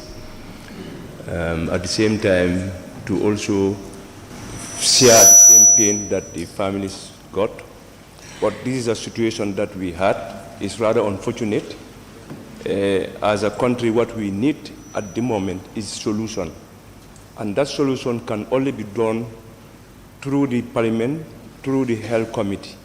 And I feel and hope that the committee that is responsible, they will do their utmost best to give us a very good report. And whatever you are going to do, just do it with sincerity. Because this is not about you or me, but it's about Gambia. And this is about life and death. And I don't think we should joke with that. And also, this will be another step for all government institutions. Today is, is health ministry. For us to be able to open our eyes to make certain decisions that can, at least where we can prevent certain issues like this.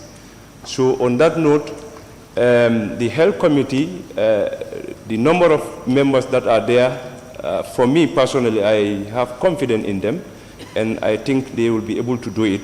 Because so far so good. Whatever we are doing here, we cannot, base our facts on, we cannot base our debate on facts, because there is no data.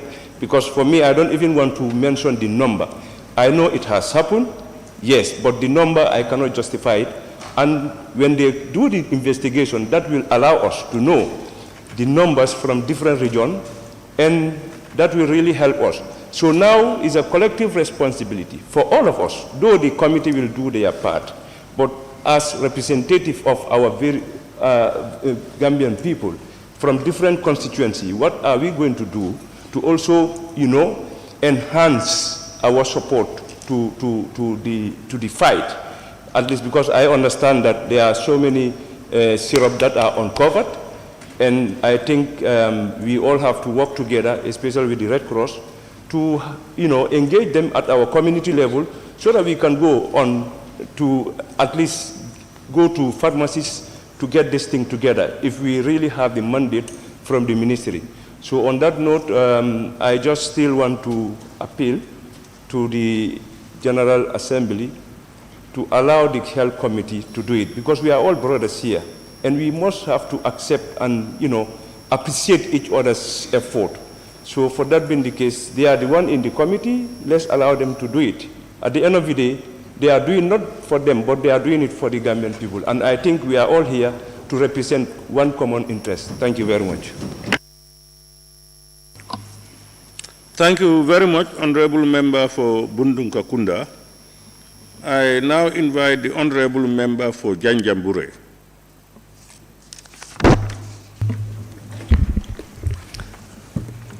Thank you so very much, Honorable Speaker. I also want to join colleagues to pay my condolences to the bereaved families, and as well as the parents that are with us in chambers here and those that are not with us. To start with, I just want to reflect on the motion that is before us here today, this morning. And I just want to look at on the motion number 4, taking note of the preliminary investigation by the police on the arrest of, on the deaths of at least 70 children from AKI in the Gambia.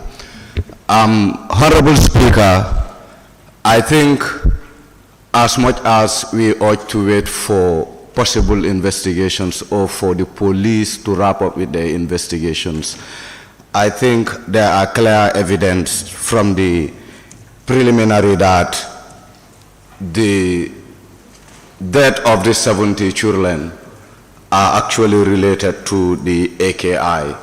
And I think that's where arrests should start with those that are responsible in the supply of these bad medications. Honorable Speaker, I also want us to look at point 6, which is suspending and recalling the alleged contaminated drugs in the Gambia, as well as raising alarm. I think the alleged pharmacy operators need to be closed down as soon as possible, because I don't think we can afford to wait for another tragedy. And if closed, I think that should be in the right direction, because it's what I'm hearing from some of the members.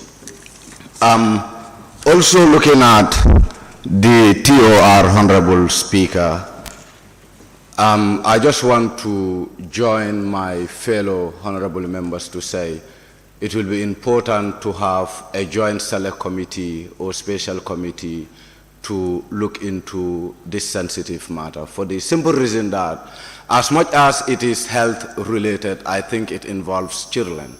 And we have a whole select committee that is actually established to look into the welfare of children in this country. So it will be indeed very important to have them to be part of this committee. Also, I have actually had some of my members actually singing the Ministry of Health. And I think on this particular issue, we just need to do justice to the Gambian people. And in doing justice, I think we kind of rushing to upload the Ministry of Health rather. And looking at how this information was brought out, I think it emerged from WHO before the Ministry of Health. And we would have expected for such information to be relayed by the Ministry of Health. And I think it have in fact went to an extent that the Ministry of Health were challenging the WHO as to the way and manner the information was brought out.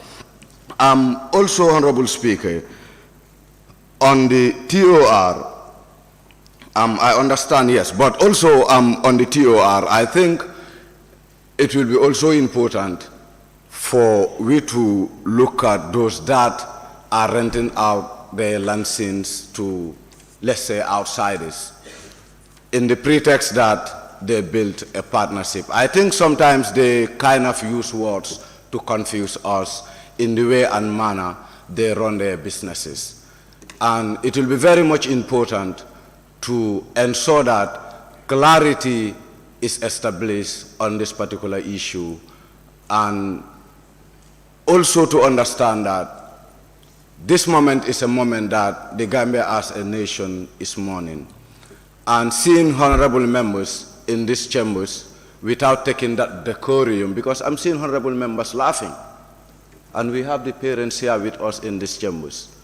And also, most importantly, I will add my voice on Honorable Njai's submission that the majority leader coming to second a motion, I don't think it's really fair. When he had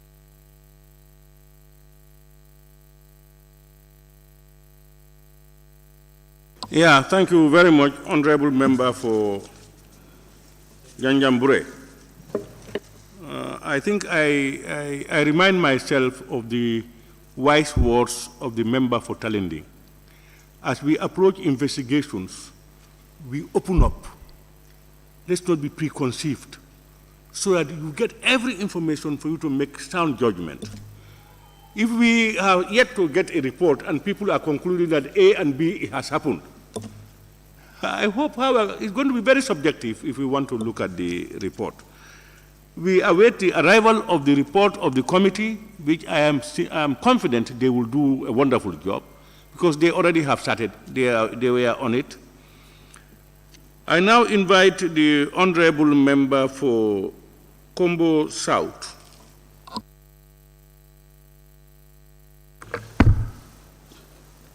Thank you very much, Honorable Speaker, for giving me the floor.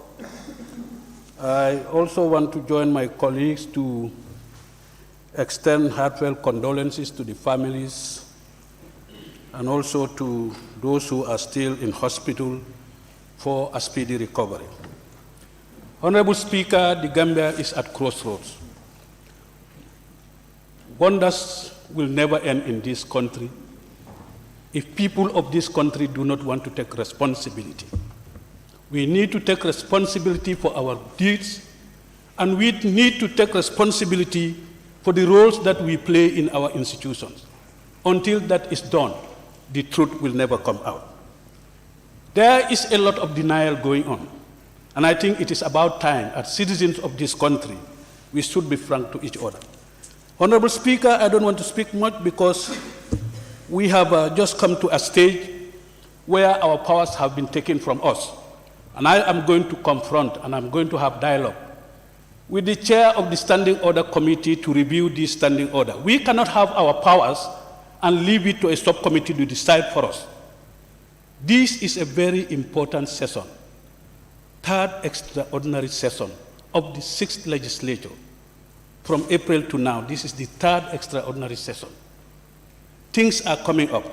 So when you go to your ABC meetings, you need to look and gauge the importance of the issues that are going to be discussed. Don't limit us to 2 minutes. That's nothing. What is that going to tell us? This is our Bantaba, this is the place where we have to represent our people. Honorable Speaker, and this we need to move forward and forth to make sure that let's allow the members to say what they are going to say and allow them to speak their minds and to enable them to do their work correctly. So this is an issue that I'm going to take up with the committee, the chair of the committee responsible of the standing order. They are meeting, and I think these are issues that we need to look into. Honorable Speaker, I think it is about time that we look at what we are going to do. And the Constitution is very clear. Section 109 of the Constitution is very clear. The Assembly can set up committees. We set up a committee when we had FPAC here, when we had COVID. So it does not limit, we did not limit it to FPAC. We set up a special committee to look at the issues. That's why the 734 million was released for COVID programs in this country. So we are going to, and I am suggesting that we set up a special committee that will include the health committee, children and women and social welfare, and another important committee that is defense. This has something to do with security, and we need to work out to do that, Honorable Speaker. So I am going to end up here, and then when we come to the nitty-gritties and the report when it is out, I will do my research. I have all my volumes here, and we are going to do it. but the National Health Pharmacy Control Agency, the National MCA, the Ministry and the Pharmacy Council should take responsibility, Honorable Speaker. I beg to move. Thank you. Thank you very much, Honorable Member for Combo South. I now invite the Honorable Deputy Speaker and nominated member, Honorable C.D. S.K. Njai. Thank you, Honorable Speaker. I also want to join members to extend my condolence to the bereaved families, the untimely death of 70 children, as we are told, who died as a result of AKI. I want to pray that Allah the Almighty grant the families the fortitude to bear the loss. Honorable Speaker, I want to commend the National Assembly for this motion and the minority leader for tabling this very important motion. Honorable Speaker, I want to say that from the beginning, the majority leader and member for Kantora was never presented with this motion to sign. Rather, it was a paper for him to sign to call for this extraordinary session. And this very important motion was finalized yesterday by the Office of the Speaker, the Office of the two leaders, and the Office of the Clerk. That need to be, and they work tirelessly to get us this factual and important document. Honorable Speaker, this motion seeks to recognize the work and the effort of the Ministry of Health and our health officials, our men and women and boys and girls in all our health facilities in this country. And we must recognize that. It could have been a catastrophe and a disaster for this country and the world at large. Hadn't been this very important and patriotic citizen of this country in the health sectors. They raised the alarm, and the Ministry of Health and the authorities at the health facilities decided to conduct immediately clinical and data assessment and tests to find out the unusual AKI in young people.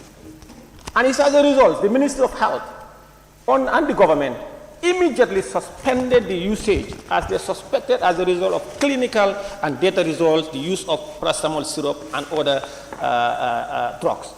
And we are all aware, the people in this country politicized it, and they were vilified, they were insulted, they were condemned. But when a preliminary investigation suggesting that the Ministry of Health and health personnel actions was indeed right, it could have been honorable for them to come back and apologize and recognize this effort as indicated in the resolution. That's what a responsible and responsive government and responsive health sector will do. As a country. Am I hearing a point of order? Yes, please. Member for Banjul South, can we hear the point of order, please? Microphone. Mr. Speaker, point of order 18. It says any member deviating from the standing order. Mr. Speaker, we come to this assembly to tell the point truth of order and nothing but the truth. Honorable Speaker, the honorable member has not spoken the truth. Honorable member for Banjul South, you quoted a section what I said? 18 of the standing orders. Can you read, can you help us through it? Honorable Speaker's point of order, any member deviating from these standing orders may be immediately called to order by the Speaker or any other member. Honorable Speaker, the honorable member just stood up and told this assembly something that is not true. Honorable member, it is a lie that the honorable Speaker, the Deputy Speaker said that. Honorable Speaker, it is not the truth. The majority leader was given a letter to sign. Can the honorable member Banjul South, can you withdraw that statement, please? Honorable Speaker, if the Banjul truth South, is said, withdraw that I will statement. say it's a truth. If a lie is said, I will say it's a lie. No, Honorable no, Speaker, I mean, if it was not the truth. Honorable member. No, I will Honorable not. I member. can ask to leave, but I will not withdraw my statement. Honorable member, you either going to withdraw it or you leave the chambers. Then leave the chamber. Then, before any further action, then leave the chambers, please. Honorable member, fine. You don't withdraw, leave the chamber, fine. No, please, leave the chamber.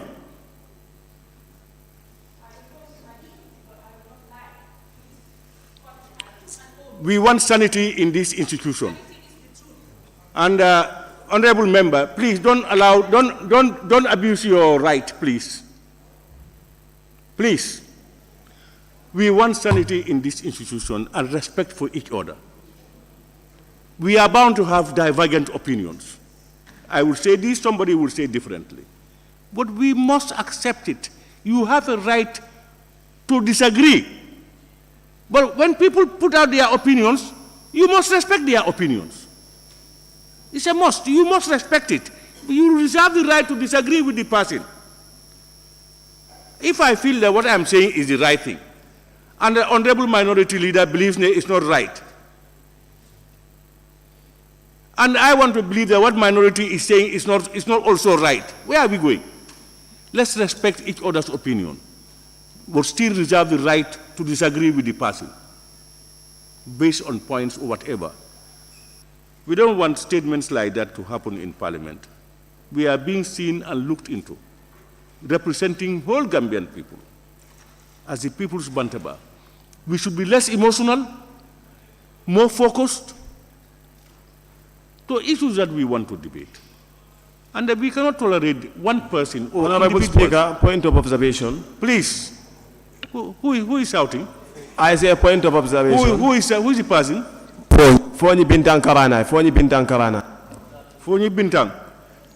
You need to go and address yourself with the rules of Parliament.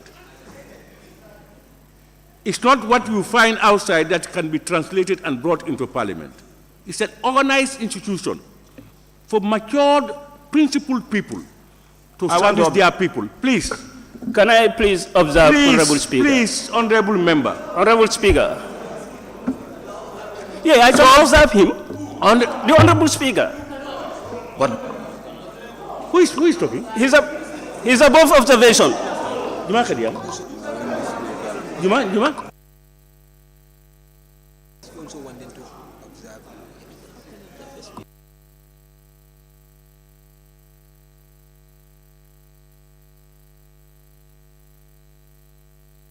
Is it Busumbala? Yes. Busumbala, you did not shout. Did I? Yeah, you did not shout or argue over it. I'm not shouting and arguing over this. I just want to observe. Let us proceed. Honorable Speaker cannot make remarks on, on members. I think Honorable Member, you better come and sit here. No, I will not sit here, but let's make proceed. And then let's proceed. At the same time. Honorable Member, I said, I think you are legally minded. You were one time an officer in the service and you have done some part of law. We need not remind you about what you should do and say as opposed to what I should do and say. You should know that by now. You should know that by now. We don't expect that from people who are legal luminaries. Honorable Speaker, I'm just... Please, okay, please. No, take your own. Just limit yourself to that seat. And leave mine alone. Please. Honorable nominated member, Honorable Njai, you can continue your deliberations. Thank you, Honorable Speaker. I'm not sure that they have not eaten into my time. Honorable Speaker, bullet number 5, acknowledging the efforts of the government and in particular the Ministry of Health since the outbreak, notifying WHO as well as requested for an investigation into the matter. Honorable Speaker, as I said earlier on, we want to commend the Ministry of Health for this. Even when it came, they notified the World Health Organization to assist. And that is commendable. That is the truth.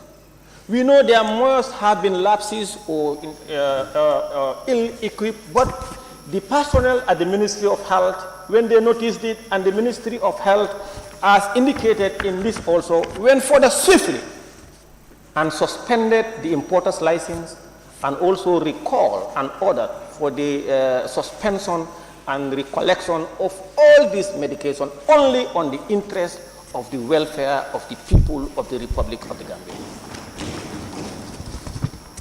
Honorable Speaker, noting the effort of this Parliament, since this happened, the Select Committee on Health, Refugee and Disaster has been at work, as enshrined in the 1997 Constitution and our standing orders. They had series of engagement with health officials and others with regards to this. It is only prudent that we commend them, we allow only them to continue the work they are doing as stated in the motion. Thank you, Honorable Speaker. Thank you very much, Honorable Deputy Speaker, nominated member C.D.S.K. Njai. I now invite the Honorable Member for Fonyi Jarol.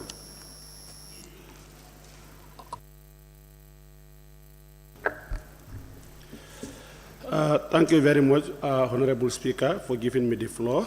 And a lot has already been said. And I must also thank the honorable ministers who dedicated their time to be here, because it's a national concern.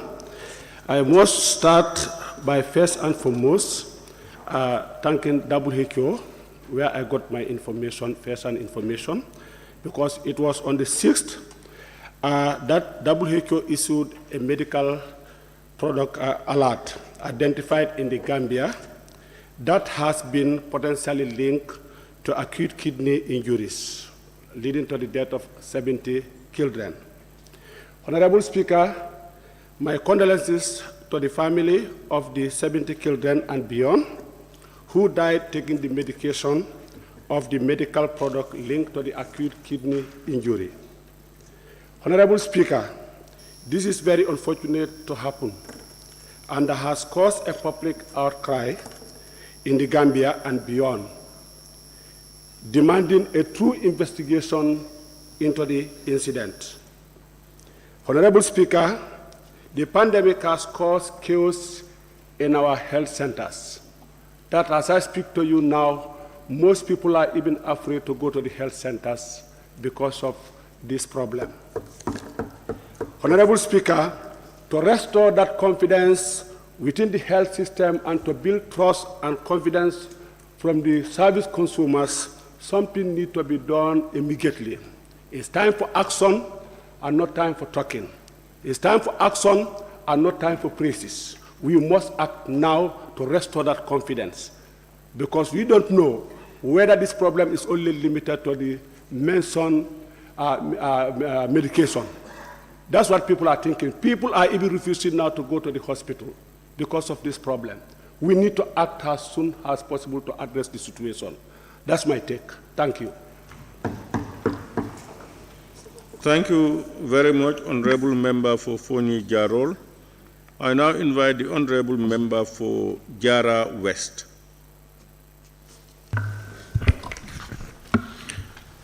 Thank you very much, Honorable Speaker, for giving me the floor. Honorable Speaker, I would want to take this opportunity to express my deepest condolence to the families and victims of this tragic incident, that is the death of 70 children. Honorable Speaker, I also want to commend the Ministry of Health and the government for notifying, to my knowledge, notifying WHO about this acute kidney injury in the Gambia. Honorable Speaker, to me, the minister needs to be commended, because we have all seen since this incident happened. In fact, before that, it's just an outcry that now we are seeing him going up and down. But he has been doing wonders for this country. So when an unfortunate incident happens, we just don't have to come up and then try to destroy all the good things that have been done by the minister. Yes, if you are with a portfolio, God forbid something dangerous or issues happen that is disaster or calamity, you have to be mentioned. But let's also not forget, he has been doing good for this country. I don't think there is any genuine Gambian who will wish death for his or her colleague in the Gambia. So I just want to appeal to our members, let us not politicalize issues. If we want to politicalize issues, we can never achieve what we want. We are here representing the people of the Gambia. If you want to come here with a political side, I don't think we are going to achieve our dreams. If something happens, let's just take it as it is an issue of Gambia. We are all Gambians. We are all people representative. Please, honorable members, let's do it that way. Sometimes, ministers also, stakeholders, they need to be commended when they do good. It's good to criticize, yes, because it makes them double up their efforts, but not also, we only depend on the criticisms. Let's also give credit where it is due. Sometimes I don't know why we are here. We are representing the people. Honorable Speaker, for me, I have the belief the select committee will do their job. I know the people who are there, their expertise, they know what is in the health. And then before this motion was brought in, they have been doing their work. I believe they will do it. Let's have the belief, the confidence in them. They are our members. We put them in that committee. On that note, Honorable Speaker, I want to rest my case. Thank you very much.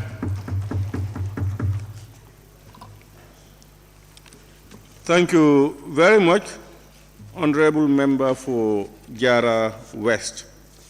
I now invite the Honorable Member for Fonyi Bondali.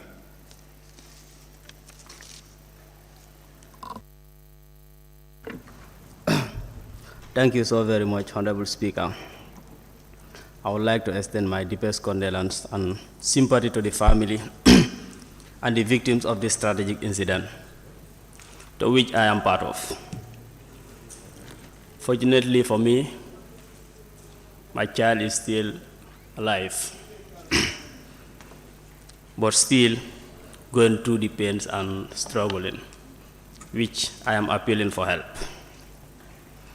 Honorable Speaker, I'll go to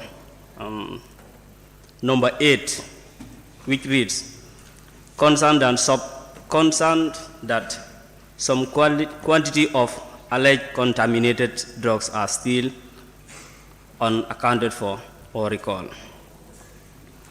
I would like to urge the Ministry of Health to continue on their good work or to recall the remaining of the said drugs. Honorable Speaker, I would like to rest my case. Thank you very much, Honorable Member for Fonyi Bondali. I now invite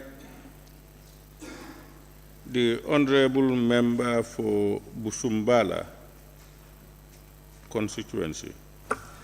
Thank you very much, Honorable Speaker, for giving me the floor. Honorable Speaker, the issue at hand is very delicate issue for us to talk about it. It includes the loss of the entire generation. Honorable Speaker, 70 children been succumbed to the deaths due to Aki pandemic is a concern, and every member of the nation is mourning. On behalf of the people of Busumbala constituency and on my own behalf, we extend our deepest condolence to the family who lost their loved ones due to this Aki.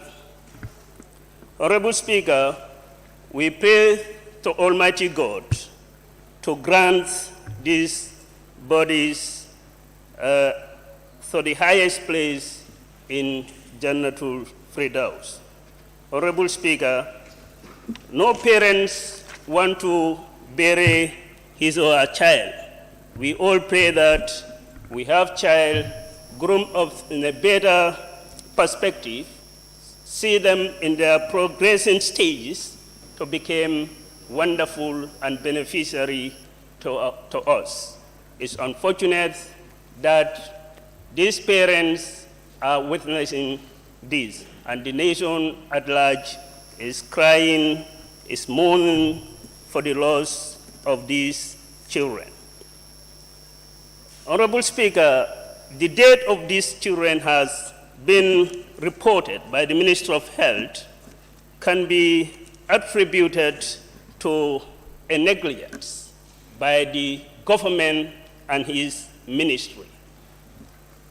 The only crime, Honorable Minister, these children have committed is to be born in a country whose medical security is not being at its best.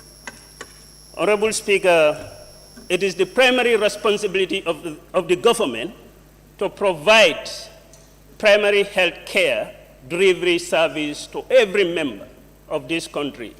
Every resident, every citizen who is born in this country is this entitlement of the government to provide a primary health service delivery to its excellent base.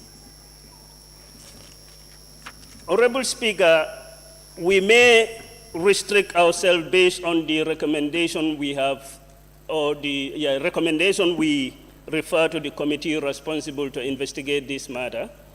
But notwithstanding, we can also tell them to look at this and take a robust action, when investigating, to make sure that they look at it holistically, and factor out all the necessary steps that will give justice to these people who have succumbed to death, these babies. One of those is to look at how the medication find its ways into the hinterland of the Gambia.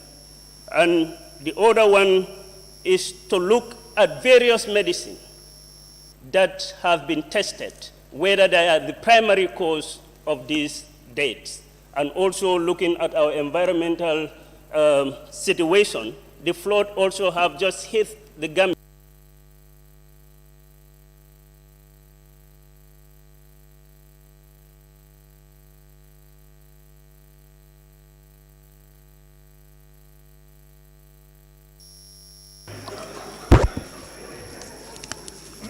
I am happy that you know that the speaker is there.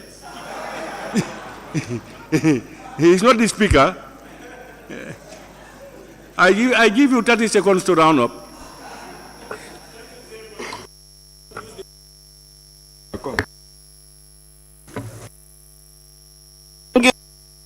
Thank you. You are the president of this assembly.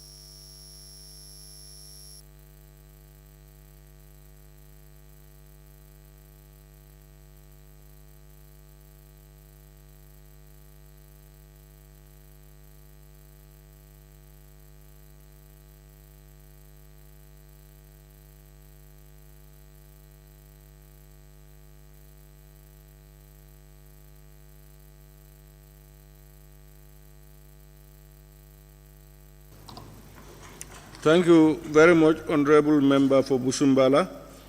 I now invite Honorable Nominated Member Keba Lamfofana.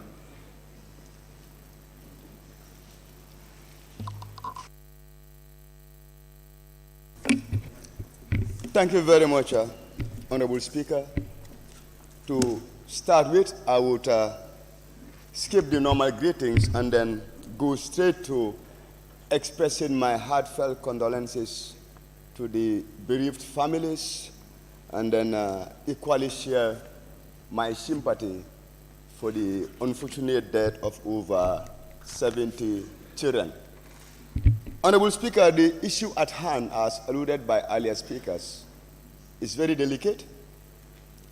is highly sensitive and it requires maturity. And that maturity should begin from this house. Let's establish the facts.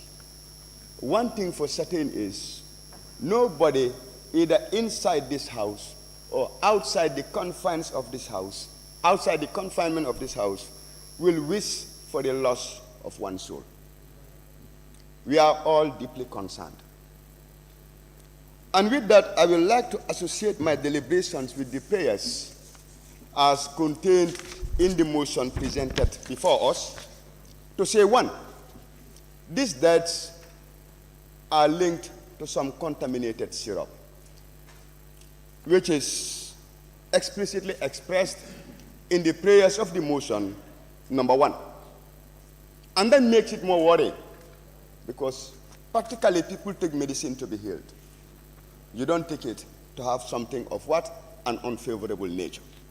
But equally, to recognize, as expressed in prayer number 5 of the motion before us, that is the early detection which was done by the Ministry of Health, which we can attribute a timeline to. This was since in July, and subsequently the recall mechanisms in place and the information given to WHO, fast-tracking that to what the declaration that was given by WHO, that the deaths can be linked to Aki and subsequently to a syrup. Honorable Speaker, we have a motion before us, and in supporting this motion, I really want to bring to the attention of the members some of the salient issues the Health Committee will bring, provided we allow them to do it independently and we allow them to do it solely. If you look at the TOR that this motion is expressing, from A to K, what it seeks to establish is the fact. The main reason why honorable members cannot debate today is we don't have facts. We don't have any evidence. If at all we are going to make anything today, any deliberation today, it will be based on what? Assumptions. And this is an honorable house. And honorable Speaker, if you look at point F and H, it talks about, it mandates the Health Committee to come up with the policy and legislative gaps that exist both in the legislation and also in the MCA Act. Currently, it is evident that the MCA Act is what? Conflicted. But to what extent, we do not know. So if at all we allow the Health Committee to go on with this parliamentary inquiry, we will know the extent of the legislative gap. We would know as a parliament what we need to do to address those gaps. And again, if you look at point D and point H, it is talking about holding people accountable. This is evident, because this is an assault on the Gambian people. But what can we do right now? We can't do much. We need the facts, so that the people who are responsible will be held responsible as to what their degree of responsibility. And lastly also, if you look at point K, it is talking about structural and administrative reform based on what? International standard. So, Honorable Speaker, having said that, I wish to express my fervent belief that it is only the Health Committee who have the constitutional mandate, as per section 95 of our standing orders of the Gambian Constitution, to what? Take this particular mandate. In conclusion, I would just like to appeal to this House. Let us not preempt the conclusion of our own what? Committees. Let us not preempt it. Let us join the country in expressing our deepest what? Concerns. 70 lives are lost. That is not a joke. We should approach this issue with utmost maturity. Who knows? Today is the children, tomorrow it can be the adults. So if we approach it with a laissez-faire attitude, we politicize it, at the end of the day we would not have the desired results. So I think, Honorable Speaker, we are in order, and I want to make the submission. Thank you. Thank you very much, Honorable Nominated Member Keba Lang.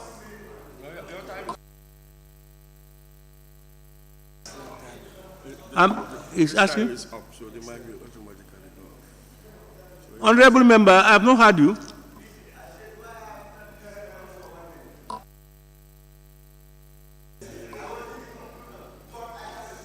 Okay. All right, thank you very much, honorable nominated member, Kewa Lang Fofana. I now invite the honorable member for Basse.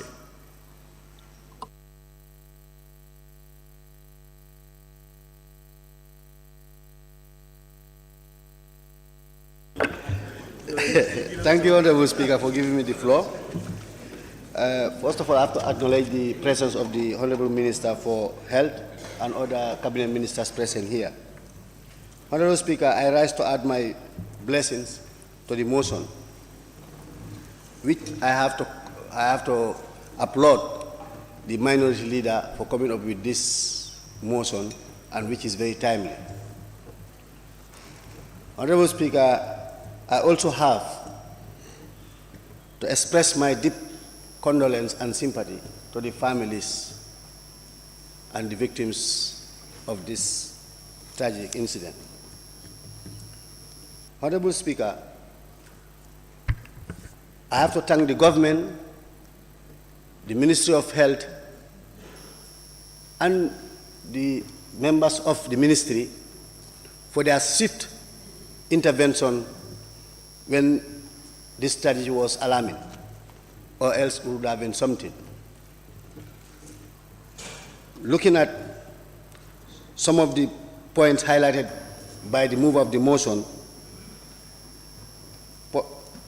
I quote, number 3, noting government and health authorities engaging investigation about the causes of this unfortunate deaths and these reported allegations of the contaminated drugs.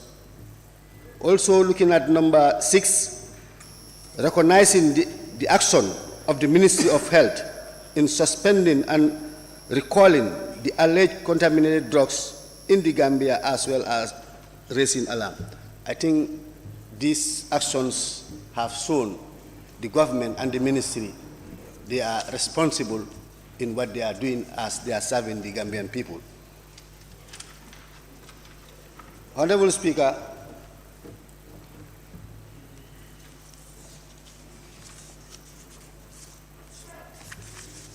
as one of the speakers mentioned here, that this motion was brought here or was due to the minority leader, which we said no, because they said it's the minority are the one who's append their signatures for this motion to be tabled here. We were consulted, and we know in the Constitution, Section 998, 1A, that even if they have 1/4 of the signatories, you understand, it can be tabled at the plenary here. So that doesn't mean they have to at least accuse or say other members did not, were not in for the motion. Yeah. Honorable Speaker, I have to also recommend, looking at the terms of reference which the mover of the motion highlighted, 11 points added to the Health Committee. I think we have trust and confidence with the Health Committee to be handed the responsibility in going in or the investigation, at least to go deep into the investigation and find out the cause of this tragedy. Honorable Speaker, I rest my case. Thank you. Thank you very much, Honorable Member for Basse. I now invite the Honorable Member for Sabak Sanjal.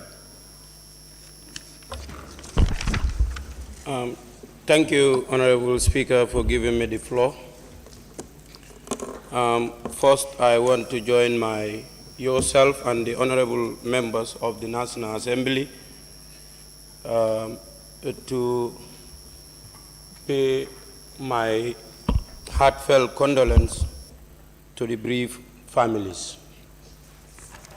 Honorable Speaker, we have a motion before us which has been tabled by the Honorable Minority Leader, which is commendable. Honorable Speaker,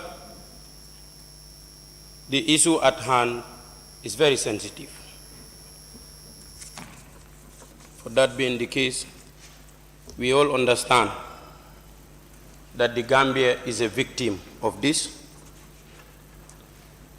and every country in the world may fall victim of this situation, irrespective of your status. I respect every other's opinion in the humble assembly. But something that we should note is that some families are still crying. The loss of a child can never be replaced, and you carry him or her for the rest of your life. We shouldn't be here to gain political points, but we should feel what these families are feeling at the moment. Honorable Speaker, looking at the motion, it states, noting government and health authorities, under number 3, ongoing investigations about the causes of this unfortunate death and the reported allegations of the contaminated drugs. We are saying that we want the Committee on Health to conduct an investigation onto this matter.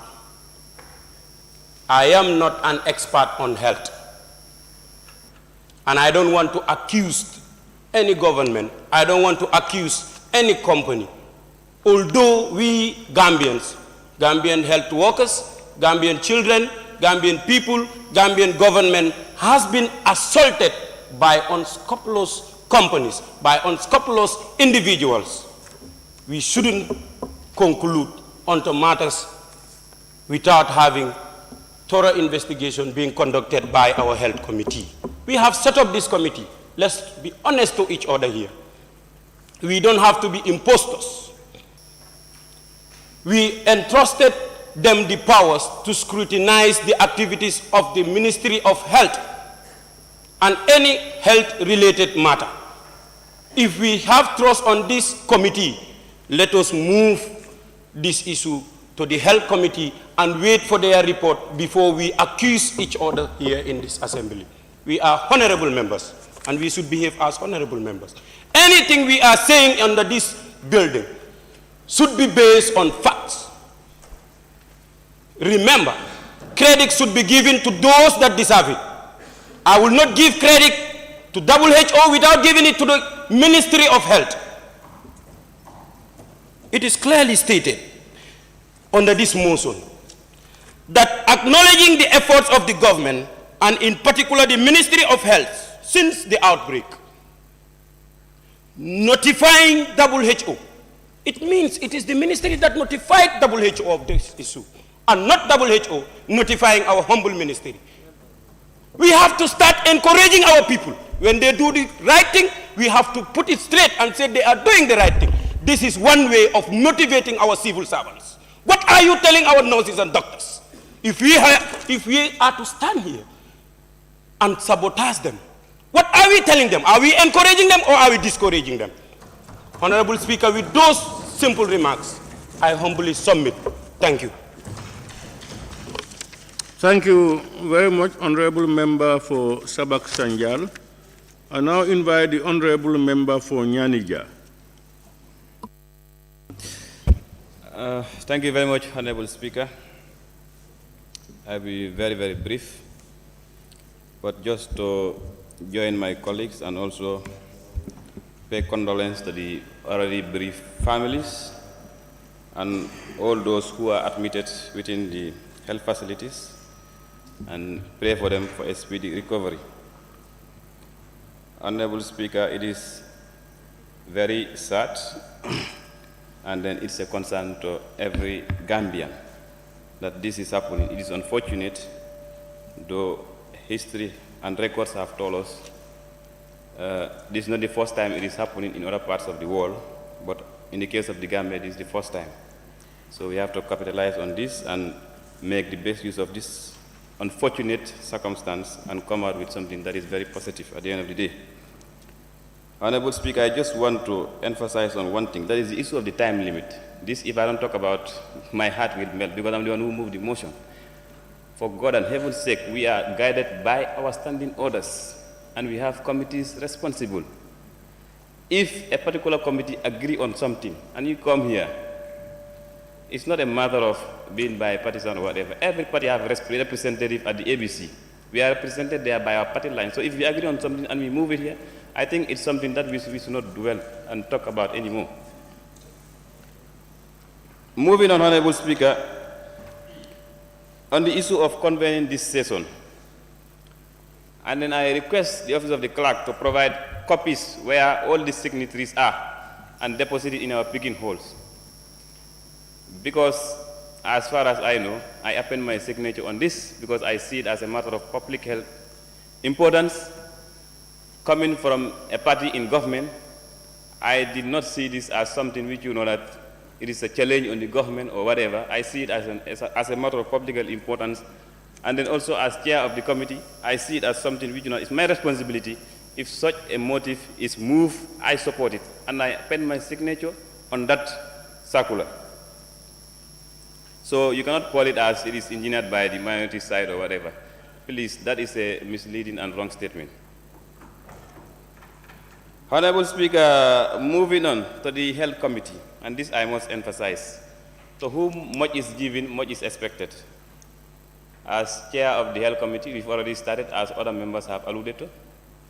And then I just want to thank the Honorable Minority Leader and all other Honorable members who are in support of this motion, and also urge all honorable members to join everyone here for us to support this motion.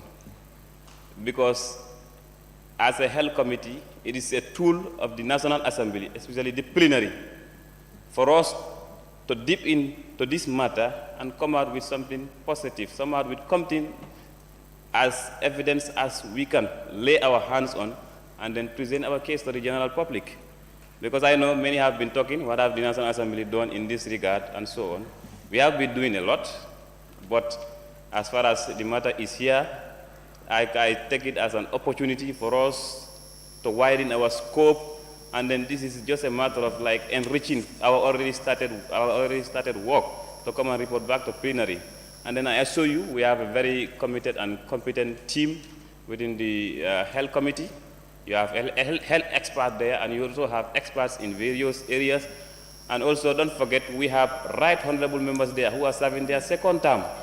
So be assured we will do everything judiciously and according to the standing orders and according to the Constitution. That one I can assure you, and then we count on the support of everyone. Honorable Speaker, I cannot take my seat without also expressing my thanks and appreciation to the Ministry of Health. You see, if somebody does good, just say thank you.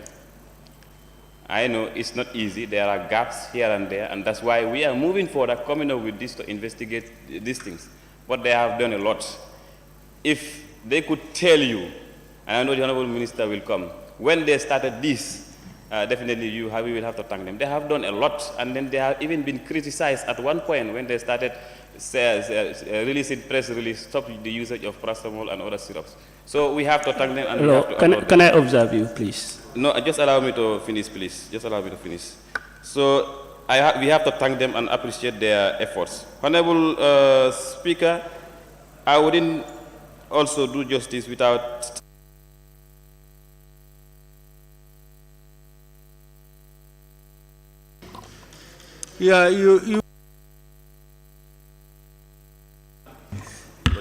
Okay, thank you very much. I just wanted to finish by saying all the details that the honorable members are asking for, most of them are already in hand because, as I said, we started and we requested documents from the various ministries and departments. And equally, the details about the outbreak and then like the epidemiology of cases and so on, we have a very competent unit under the Ministry of Health, that is the Epidemiology and Disease Control Unit, that also need to be empowered but I know they will provide all the relevant information in this regard, and at the end of the day, we will all be happy when we lay our report here. Thank you very much. Thank you very much, Honorable Member for Nyanija and Chairman of the Health Committee. Honorable members, I now have the pleasure to invite the Honorable Minister of Health to make a statement and partake in the debate.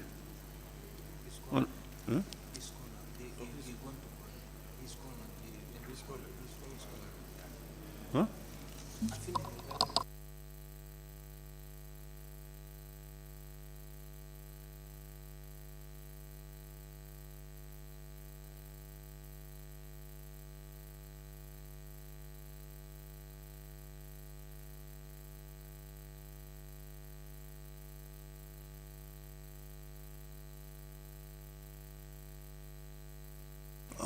Honorable members, as I said, we will now invite the Honorable Minister of Health to make a statement. He is not responding to your issues. He's just to make a statement if he so desires as Health Minister. And from there, we will call upon the mover of the motion to respond and then wind up the debate on the motion. Is here. I understand the Honorable Minister is in. I now have the privilege to call on the Honorable Minister to make his statement. Honorable Minister, please.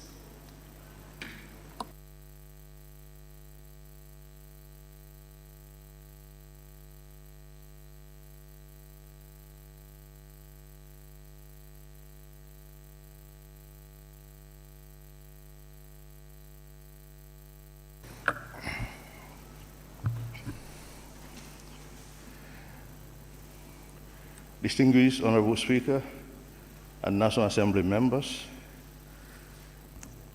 thank you for inviting my team and I to this extraordinary session of the National Assembly on the death of children due to acute kidney injury. I acknowledge the presence of the Honorable Ministers, my colleagues, and the bereaved families who are here with us to be part of this process, and other distinguished individuals who are gathered here. We would like to extend our sincere condolences to all the families affected, all the families who have lost their loved ones, and we pray that Allah grants all the departed children Al-Jannatul Firdaus.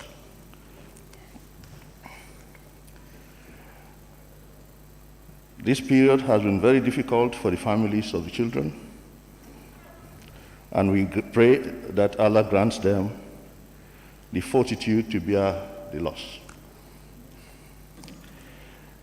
It has been a very difficult period for all the people. The families, we were in the hospitals with them. We saw their struggles. We saw their pain. Each time I visited the patients at the hospital, we saw the anxiety, the fear, the pain on the faces of the families. We understand what you went through. But only Allah can comfort you, and we pray that Allah comforts all of you. But we want to tell you that we share your pain. We have been in it together from the beginning. As a colleague, as an honorable member said here, our work is to save lives with the help of the Almighty Allah, and we've been doing that to the best of our ability. When we lose lives as health workers, we quietly cry. Sometimes we hide behind and we cry as much as the families. And in this case, we all cried quietly with you each time you lost a family member.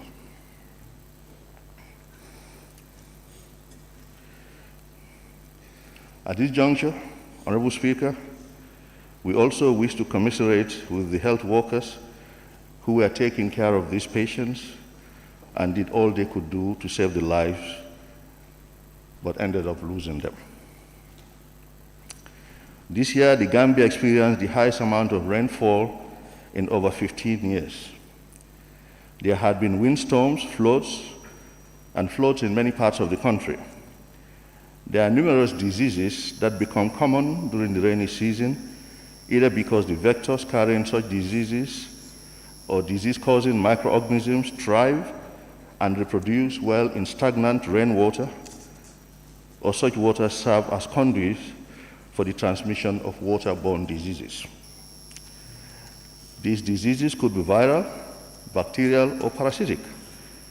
For this reason, each year during the rainy season, diseases such as cholera, salmonellosis, or other bacterial diarrheal diseases and viral diarrheal diseases, also malaria, skin diseases, etc., are all commoner during the rainy season. This year is no exception. Floods are known to worsen this problem, and that is one of the most important causes of mortalities when it comes to floods. The fact that there could be physical injury to the flood victims coupled with the high potential of disease outbreaks.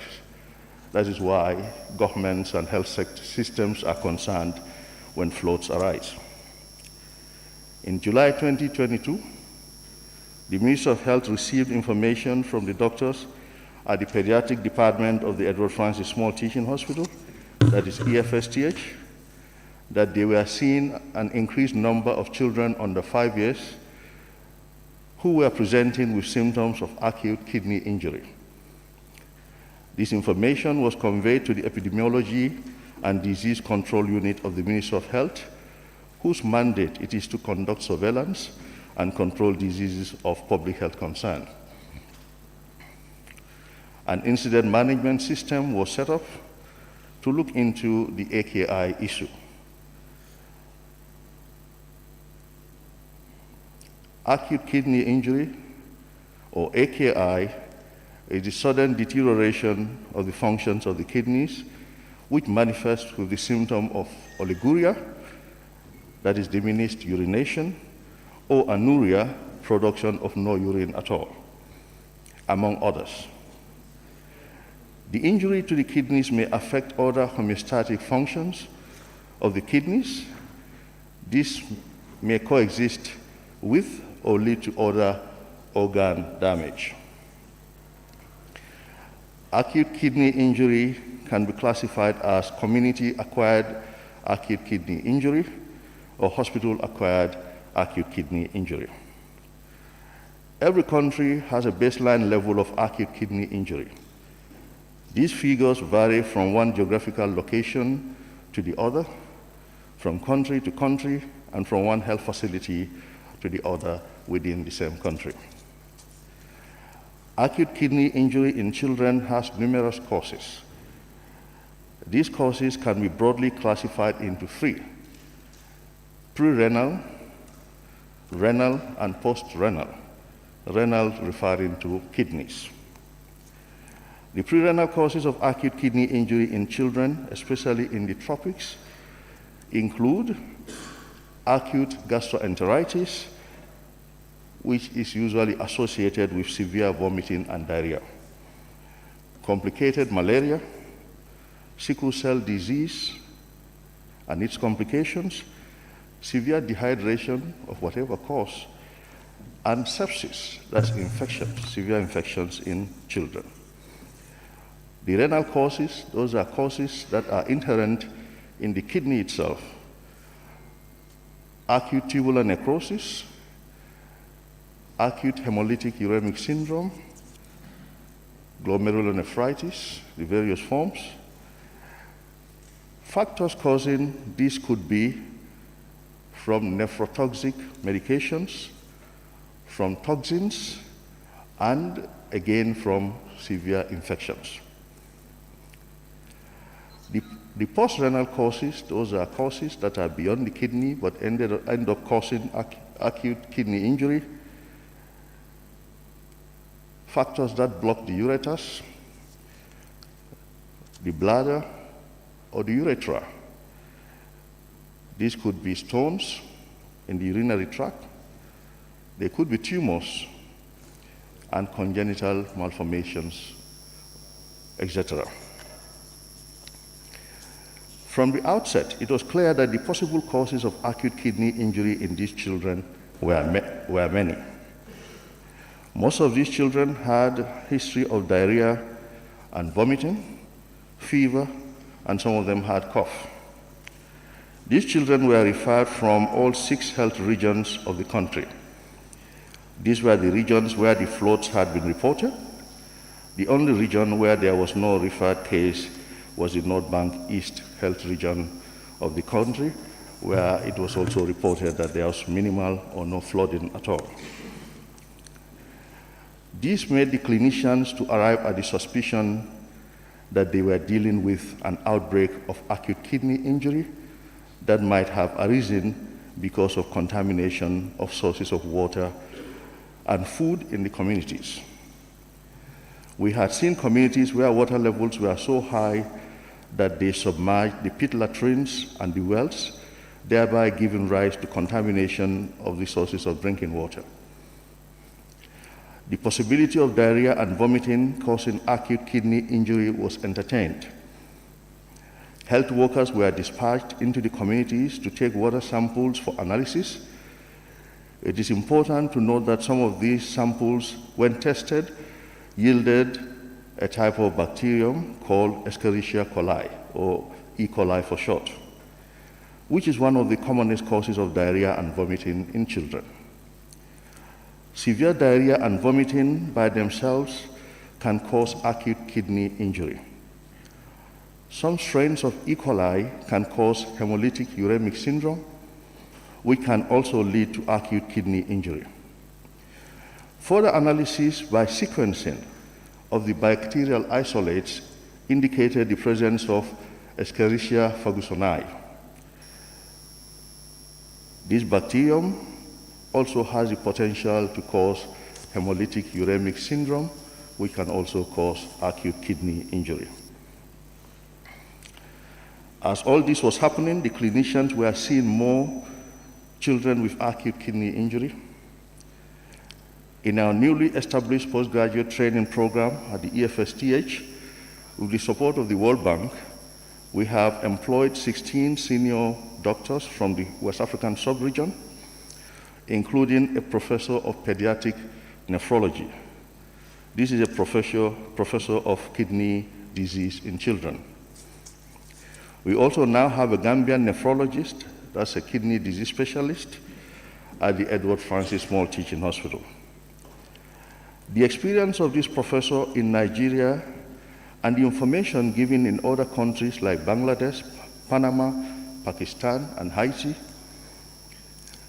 and others, increased the clinical judgment of the team of clinicians that the potential of contaminated medicines causing the acute injury should also be explored. This is coupled with the observation that many of these children were also given various medications for their currently existing illnesses. And many of them, these medications were also similar. These children continued their treatment.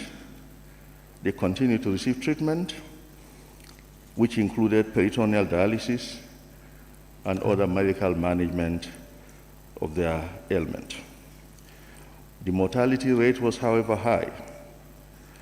This finding was reported to the World Health Organization country office, and we also requested for support to deal with the investigations.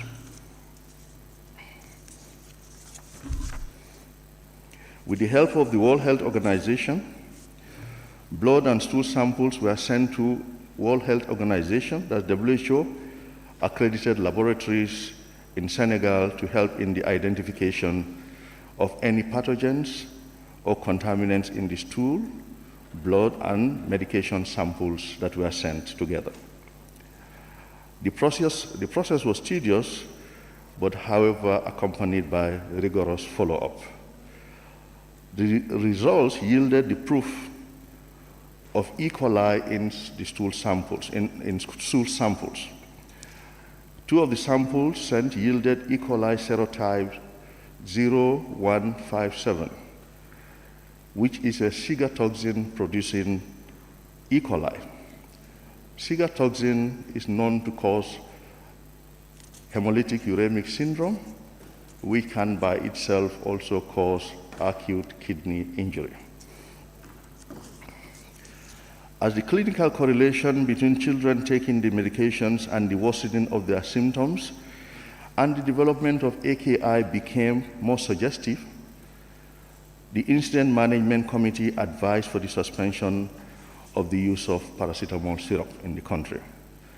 This was the main suspected drug because of the historical knowledge of the clinicians giving care to these patients and the fact that about 80% of the affected children at the time had consumed paracetamol syrup. This was shortly followed by the suspension of promethazine syrup as well. This move was even criticized by many people, saying that we did not have enough evidence to do so. It, however, proved to be a good decision, as we can all tell by now. Some further drug samples were sent to Ghana for analysis. The preliminary results from Ghana indicated that out of the 9 samples sent, 1 paracetamol and 1 promethazine syrup were found to have contaminants. The paracetamol had diethylene glycol, and the promethazine had both ethylene glycol and diethylene glycol. All the samples were found to have also unknown compounds, an unknown compound. The quantification of the results showed high levels, but the paracetamol could not be further tested because the sample was said to be insufficient. However, confirmatory results could not be obtained from there. This was followed by the instruction from the Medicines Control Agency to quarantine all these products in the pharmacies and warehouses. Further analysis of the samples in Switzerland indicated that 4 of the medications had high levels of ethylene glycol and diethylene glycol. These were Markov baby cough syrup, Magrib N cold syrup, Cofexmalin baby cough syrup, and promethazine oral solution. These were industrial chemicals that are actually toxic to the human being. They are also used in car antifreeze systems and brake fluids. The presence of these compounds in the medications is a gross violation of good manufacturing practice, that's GMP. These syrups were manufactured by Maiden Pharmaceuticals in India and were imported to the Gambia by Atlantic Pharmaceutical Company. A massive withdrawal exercise of these drugs was commenced, including household recall of all syrups. A total of 50,000 bottles of the contaminated syrups were imported into the country, and out of that, 42,173 have been collected through the recall exercise so far. Distinguished Honorable Speaker and Honorable Members, our government has been working very hard over the years to reduce morbidity and mortality in the Gambia. In this vein, government has embarked upon health facility expansion, provision of more laboratories, and other equipment and massive capacity building exercises. This is yielding results with very significant reduction in maternal mortality from 433 per 100,000 births in 2013 to 289 per 100,000 live births in 2019-2022, to a further reduction to 178 per 100,000 live births this year. A reduction of under 5 mortality from 54 per 1,000 to 49 per 1,000 in 2020. It therefore came as a big blow to have lost 70 children under the age of 7 to acute kidney injury. In 4 months, we lost this number of our children. 7 of them passed away in Senegal, where they went to seek for further treatment. A total of 82 AKI cases were diagnosed, and 12 of them recovered. This has been a very difficult moment for the families, to whom we again extend our condolences. It has equally been a very difficult time for His Excellency, the President, the entire cabinet and government of the Gambia, the National Assembly, because we've been interacting ever since, and you've shown how saddened you were, and to the entire people of this country, it has been a very difficult period. For the staff taking care of these patients and all other staff, it has been a traumatizing experience. Our experts and their teams worked diligently around the clock to save the lives of these patients. However, acute kidney injury in children has been found to have a very high mortality in many of our countries. During this period, peritoneal dialysis capacity was enhanced and required materials were procured. Emergency medications and equipment, including 2 hemodialysis machines for children, were also procured by government and the WHO. These have been very helpful. Throughout the period, many technical incident management meetings were held to map out the way forward. On our request, the WHO and the Center for Disease Control, United States of America, sent in technical experts at various points to support and advise. This included the WHO Africa Regional Emergency Director, the Director for Drugs and Medical Supplies at the Regional Office for Africa, the Regional Incident Management Director, causality experts, data management experts, and many more. The CDC USA sent in 4 experts, including 1 infectious disease specialist, 2 epidemiologists, and 1 anthropologist. Some of these experts are still around working with our local experts, our own experts here.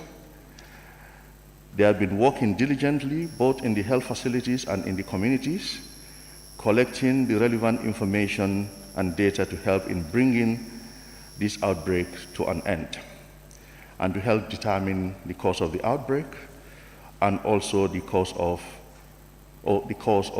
of mortality.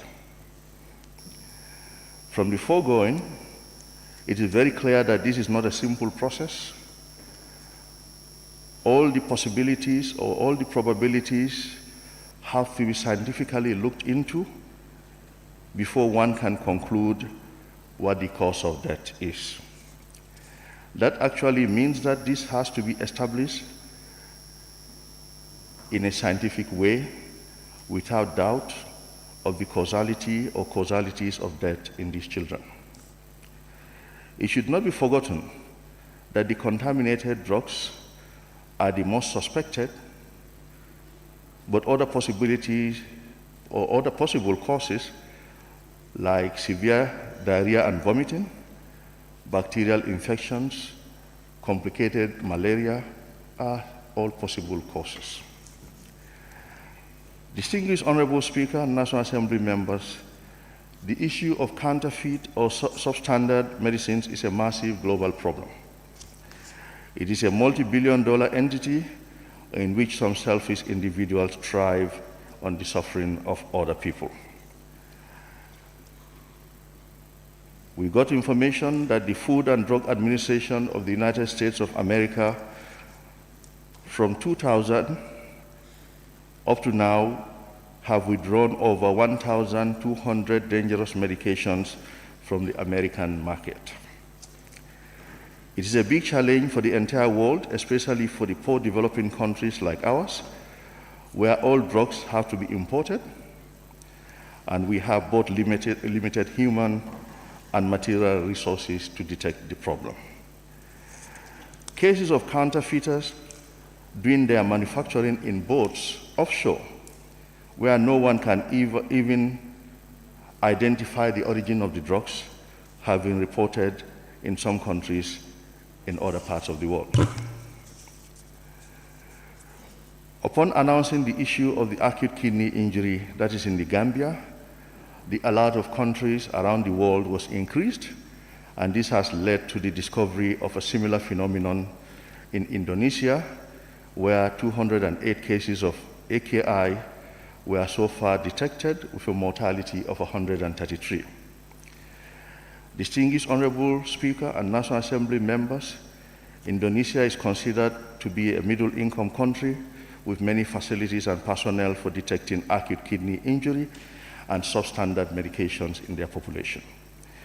The fact that they had to take a cue from us here in the Gambia and even consult our team to share our experience with them for them to deal with this problem means the team in the Gambia has really put in our best.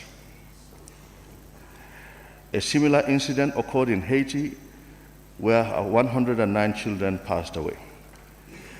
This is by no means trying to justify what happened in the country, in our country. It is just to dilate on the challenges developing countries face. It is important to note the identification of the problem and the actions our government took to stop the problems or to stop the problem are remarkable by international standards. This has potentially saved a lot of other lives. We have not seen any new case for 2 weeks in a row as I speak to you. Detecting outbreaks of this nature that have multiple possible causes is very challenging, especially for developing countries. During this outbreak, the World Bank has agreed to construct a drug and food testing laboratory for us in the country, as there is also no food testing laboratory in this country. Preliminary work has already started to this effect. Distinguished Honorable Speaker and National Assembly members, I believe that our country has been assaulted. This is an aggression against our people from greedy, unscrupulous people. The manufacturing, distribution, and importation of contaminated drugs is criminal, and government sees it that way. However, due diligence needs to be carried out to get to the root of the problem. The license of the importer has been suspended. The 2 pharmacy outlets of the importer have been closed, and the police have started investigations in earnest. The Indian authorities have also been contacted, and we've been told that on their own, they had taken steps against the manufacturer, and this included closing their factory. And it is also stated that they found series of serious breaches in the factory. Government is on the verge of setting up a commission of inquiry into the issue. This, we believe, will help in identifying the problems and come up with recommendations to deal with the current problem and avert any future recurrences. We appeal to all, to everyone in this country, to support the government. This is a national problem. The government needs support. We need the cooperation of the citizenry so that we can collectively know who manufactured these drugs, who brought them here, and we can deal with it as a country. It is a very sensitive issue. If we deal with it in a divided manner, weaknesses will show in our efforts, and people could capitalize on that. And I think it's sensitive that we need to collectively work on it as a nation, not as different groups.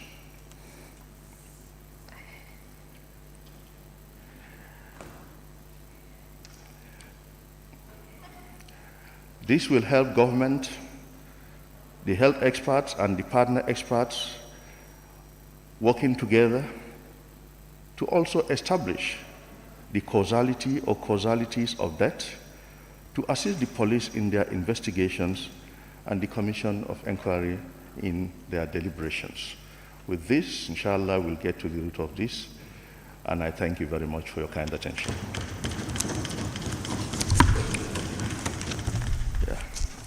Thank you very much, Honorable Minister of Health, for a very informative brief to honorable members. Honorable members, I now call upon the mover of the motion to respond to the issues and wind up the debate. Honorable Member for Bikama North and Minority Leader.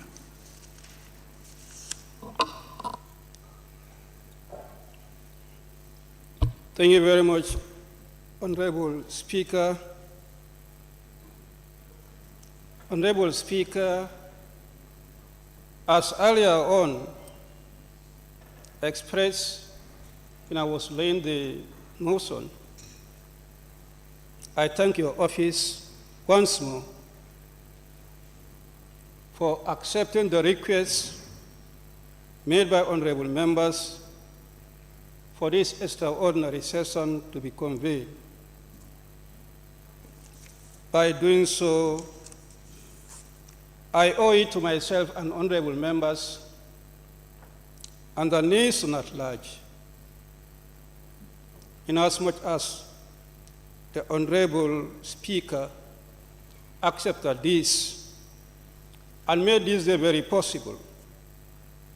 Equally, the honorable members who append their signatures to request for this extraordinary sitting need to be commended, and their efforts need to be recognized.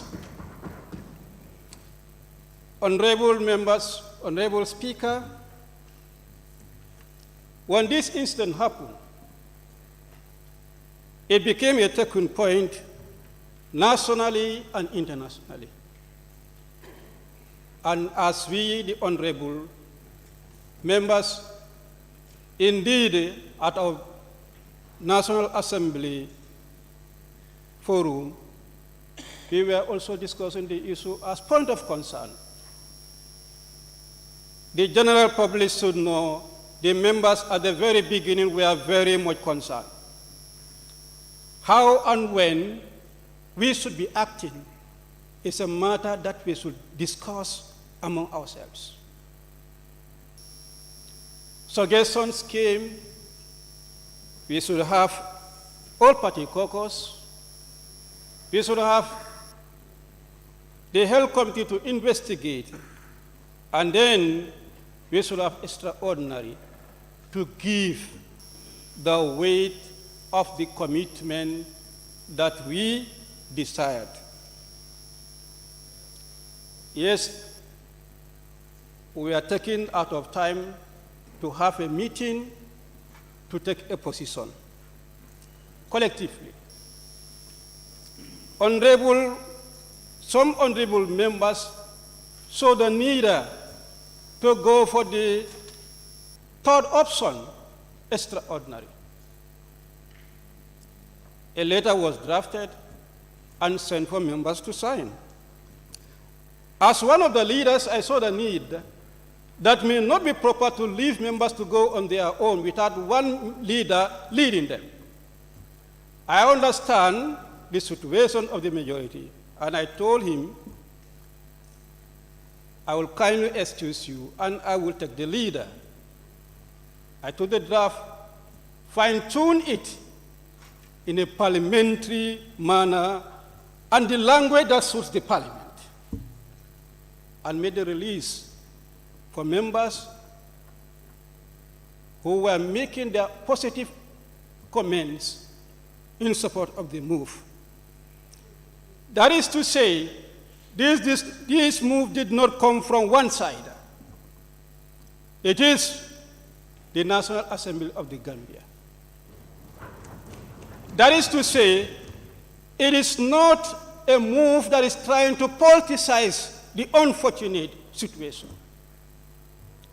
As embedded in the letter, Honorable Speaker, if you may allow me to read. This request, we humbly request that the session of the National Assembly be convened for the National Assembly to debate over the current national public health emergency, which has resulted in the death of at least 70 innocent Gambian children, according to the government records. And that, as the representative of the Gambian people, the National Assembly is the appropriate forum where such a serious health emergency as has gripped the nation should be ventilated and discussed. That it is of utmost importance that the National Assembly afford itself an opportunity to thoroughly look into this matter with a view to identify the weaknesses in the public health sector, but most particularly lapses in the importation, registration, and sale of drugs in the country, to take measures that will address the problem with immediate effect. That this request is done out of sincere national interest without any partisan feeling, and it is our hope that all members of the National Assembly will use this occasion to genuinely and seriously participate in the debate so that this very serious health issue can be addressed. We urge the Honorable Speaker to exercise the power vested in him by the Constitution and the standing orders to convey this session.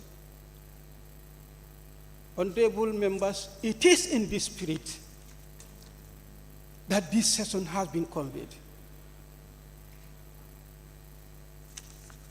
Inasmuch as I thank the people who put their signatures to this, I equally thank all those who in one way or the other did not have the opportunity, because there were some who were on other missions, parliamentary missions.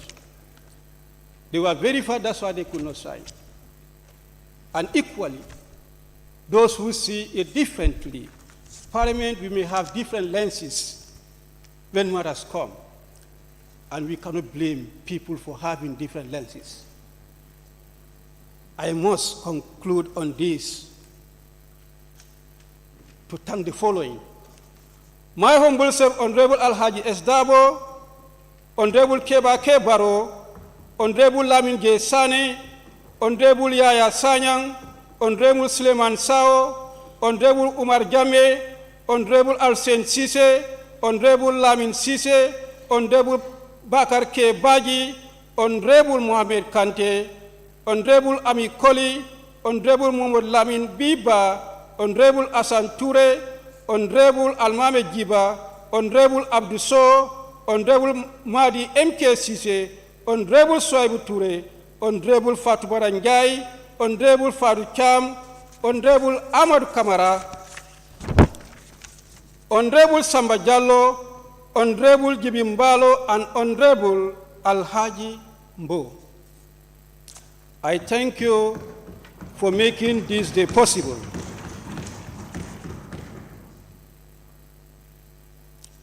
Honorable Speaker, having said so, if you look at the pattern of the debate, members were expressing condolences. All the members. They are joining the general public to express their heartfelt condolences to the victim families and wishing those who are currently hospitalized for speedy recovery. Yes, at one point, some members were pressing certain authorities. I believe inasmuch as we have constituted a proper parliamentary inquiry on a matter, that somebody should be held responsible for what happened. We should not be very quick to be given praises. I underscore the position taken by a member that we should not have a preconceived mind to do our investigation. And we should not try to do anything that will preempt the outcome of the investigation. Equally, we should not be pressing anyone to do what you are responsible to do. And if there is something that is wrong, that is wrongly done, somebody or some people are responsible. At this juncture, we cannot say who is responsible. Then therefore, we cannot be pressing anyone. I want to make this point very clear and for honorable members to know, because the task that we have given to the committee, we want the committee to do the work judiciously and in the right way. It should be needfully done. When that is done, this assembly is going to take the right position on it.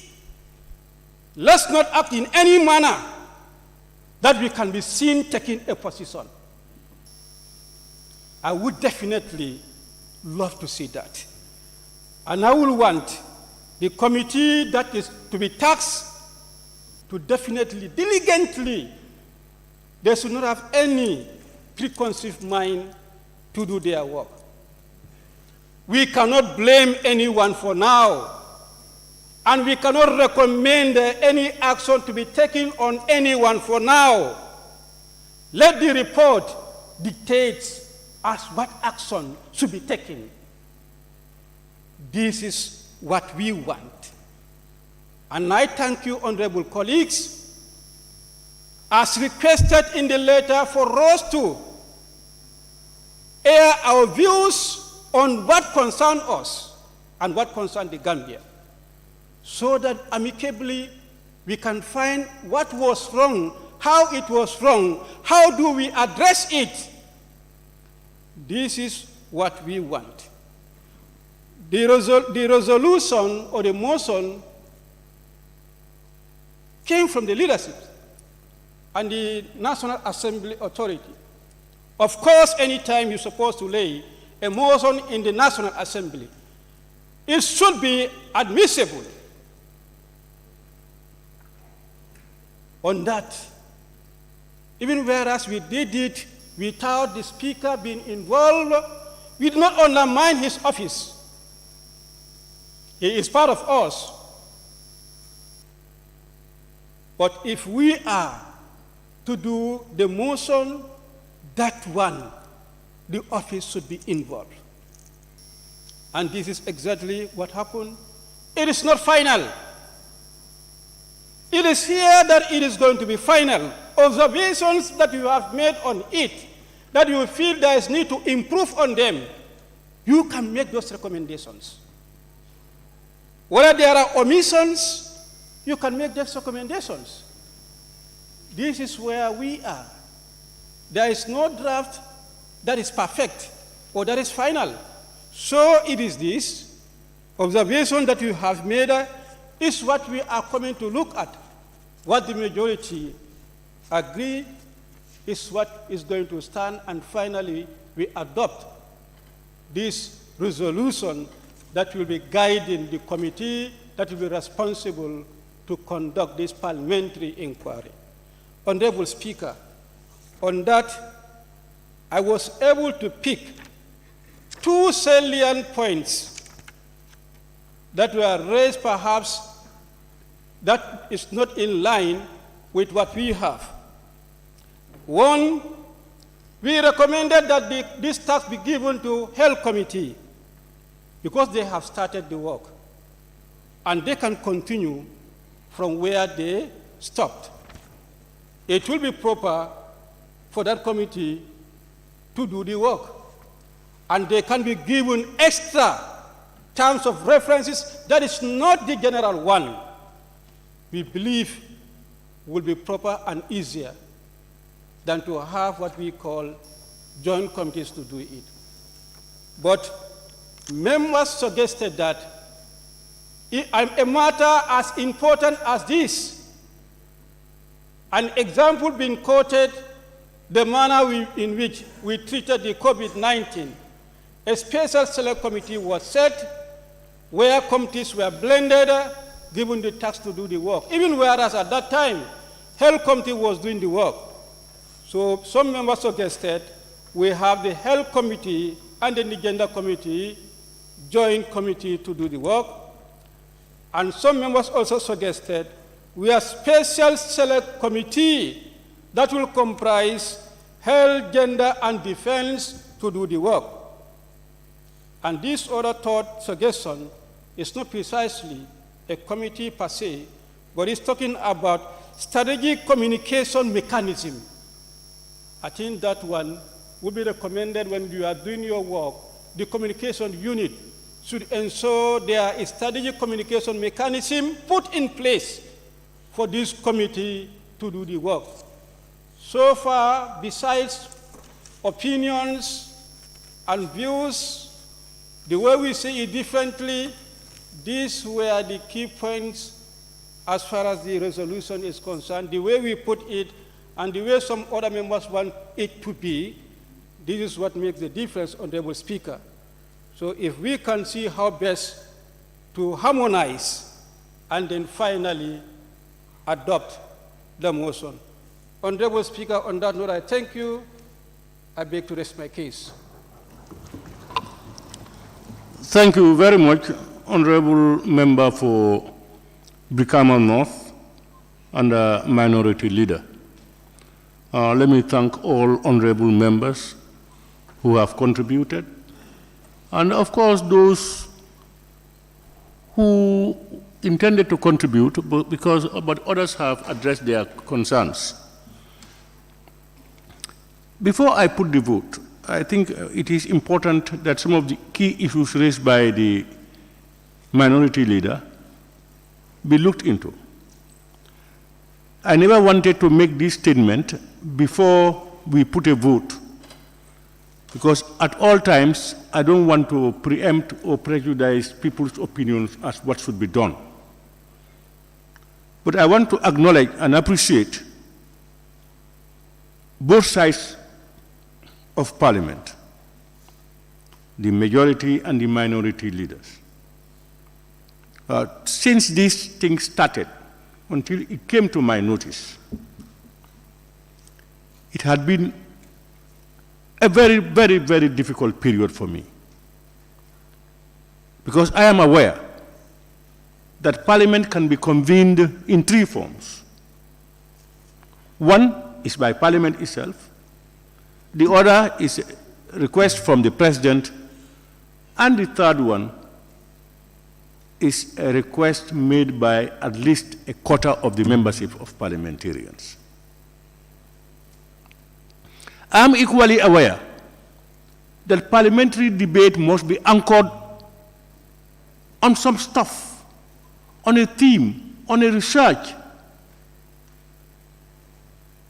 So where the Speaker is asked to convene a session of Parliament on an issue as important as this, where do we take off? became a big problem. And in this circumstance, I must thank the clerk and his staff for their very excellent technical backup. And throughout the period, throughout these days, I've had fruitful and constant consultations with both the majority and the minority leaders. We've agreed on almost all issues before we finally came to the plenary. That spirit, I think, should continue. Because we are all in the same game, the same boat. And that boat is the Gambian ship. When it sinks, may God forbid, all of us are down. So this particular issue is a concern for all Gambians, irrespective of your political affiliation. And I've heard it from members, from honorable ministers, and your own contributions, that let's open up. Let's make sure we do justice to the whole thing in the interest of the Gambian people. I've seen that mark. I think we will do justice. This will be a stamp in our favor, I believe. I honestly believe. Honorable Minority Leader, the other issue is the various suggestions opened by members, joint committees, special select committees, etc., etc. We have had discussions on this, and even at the ABC, we had discussions on this particular issue. We have had technical and professional advice from our technicians, and it is thought best that the Select Committee on Health and Related Matters takes charge of this issue. We have had instances where we were reminded of the COVID-19 issue, where I think a special select committee was put up. That is different from this particular one, in different circumstances. You know, special select committees or joint committees come up as a result of multi-stakeholders in the whole business. Any committee you see in Parliament, it has, even education committee says they should be part of it. So you can relate it. And we have a committee that has been formed by us,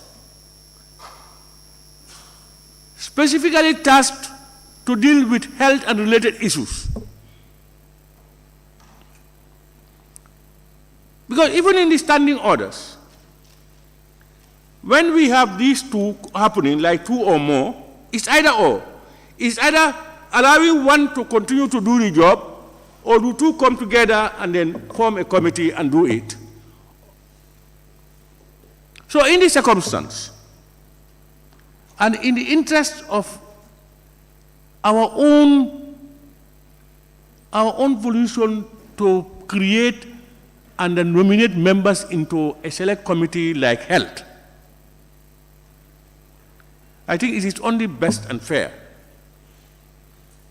that this specific issue of this Aki drugs issue, as they have started, let them continue on their own.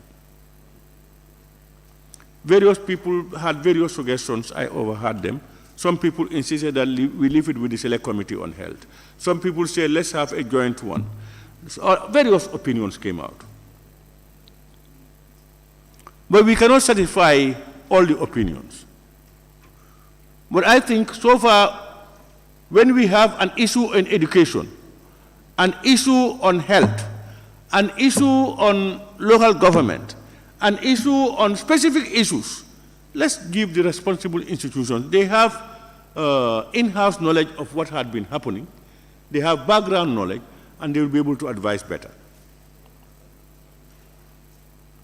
Special select committees are special in nature, multifaceted. And COVID-19 was that particular one. COVID-19 was it is an international catastrophe. It is multifaceted. It has security, defense, and everything inside.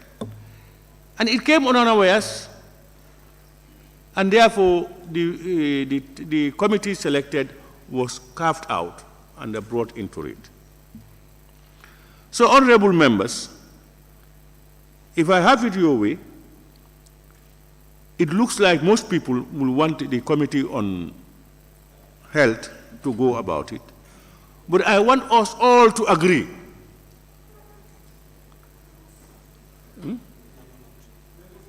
Yeah? Yeah, I'll give you the floor. I want us all to agree and accept one principle and move forward with that. I will encourage Honorable, is it Minority Leader? And then, where? And then from there we have Latrikunda Sabiji. I don't want us to involve into another debate, and then we have the Majority Leader. Honorable Minority, please. Yeah, thank you. I think I need to point it out. When we were preparing the resolution, and then observations were made exactly on the committee that's supposed to handle this. For the issue of special select committee, we have an issue with Standing Order 95-5, which reads, special committees may be established to deal with any specific time-bounded matters on a motion setting out the terms of references thereof and tabled by the Committee of Selection. That means you need the Committee of Selection to come with a motion for Special Select Committee. Special Select Committee cannot be emanated here when it is not brought forward by the Special Select Committee. That's the issue we have with Special Select Committee, which I want to put to your attention.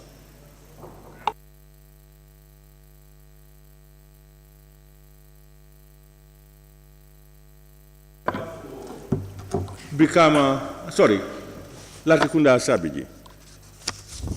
Very much, Honorable Speaker, for giving me the floor. I just concur and reinforce myself onto what the Honorable Minority Leader just said, so I don't want to say further. Thank you.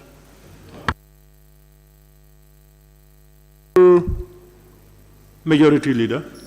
Yes, I think we are going by your proposal for us to allow the Select Committee on Health to really go ahead, hence started the thing, to limit it to Health Committee and giving them the terms of reference to operate on that, and beg their indulgence to support the initiative. Thank you. Honorable members, I think we are now all on the same wavelength. I will therefore, before putting the question, want to once again thank you all, and honestly request from the Committee on Health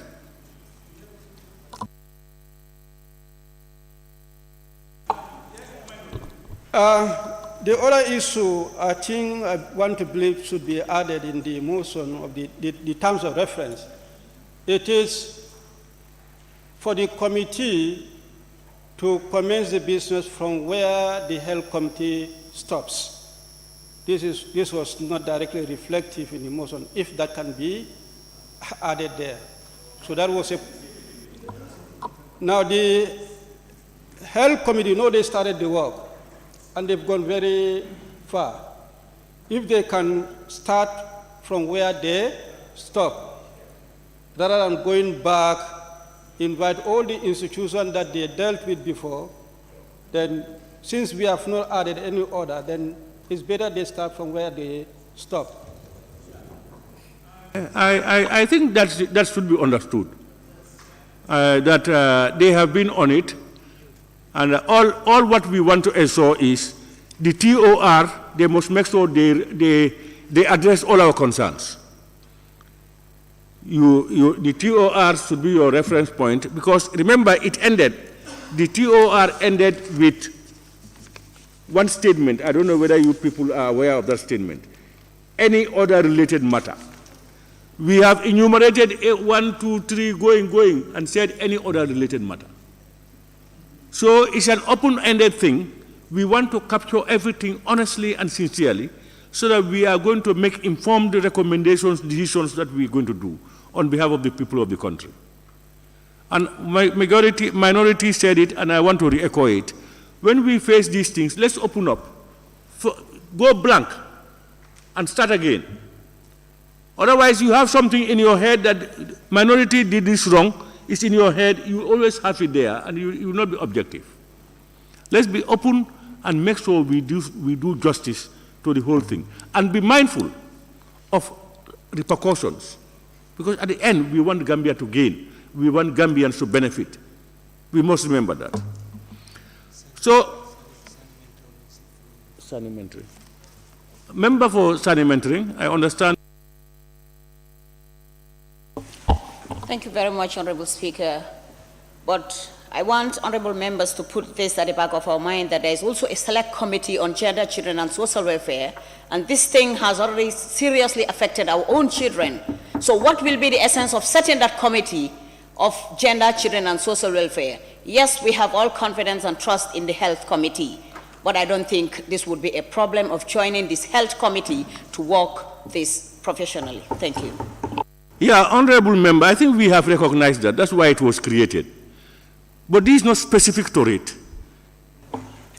Well, this is I think we can. Let me learn. This is not a very much cross-cutting issue. This is about a syrup that was produced, contaminated, brought in, and taken by children, and they got infections. That is purely medical. It affected children, yes,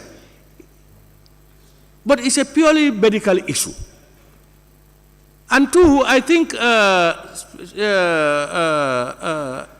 Select Committee on Health, if they need capacities, they want information, they will be able to invite people to give them information. But if you want to start it anew, it means some of the members who will be there will have to begin to know what has happened before they catch up again. So, honorable member, please, I think we have already grounded on this one with various different opinions, though, which we respect very much. We just want to ensure that we conclude on this and then move forward. If you look at the standing order itself, standing order 107, subsection 1A and B, it says, where a matter may be of concern to two or more committees, those are the relevant committees, it may be dealt with by first one by one of the relevant committees disposing of it in accordance with the Standing Order 108. Two or more committees are interested, all that you can take one to deal with it on behalf of all of them. That's one.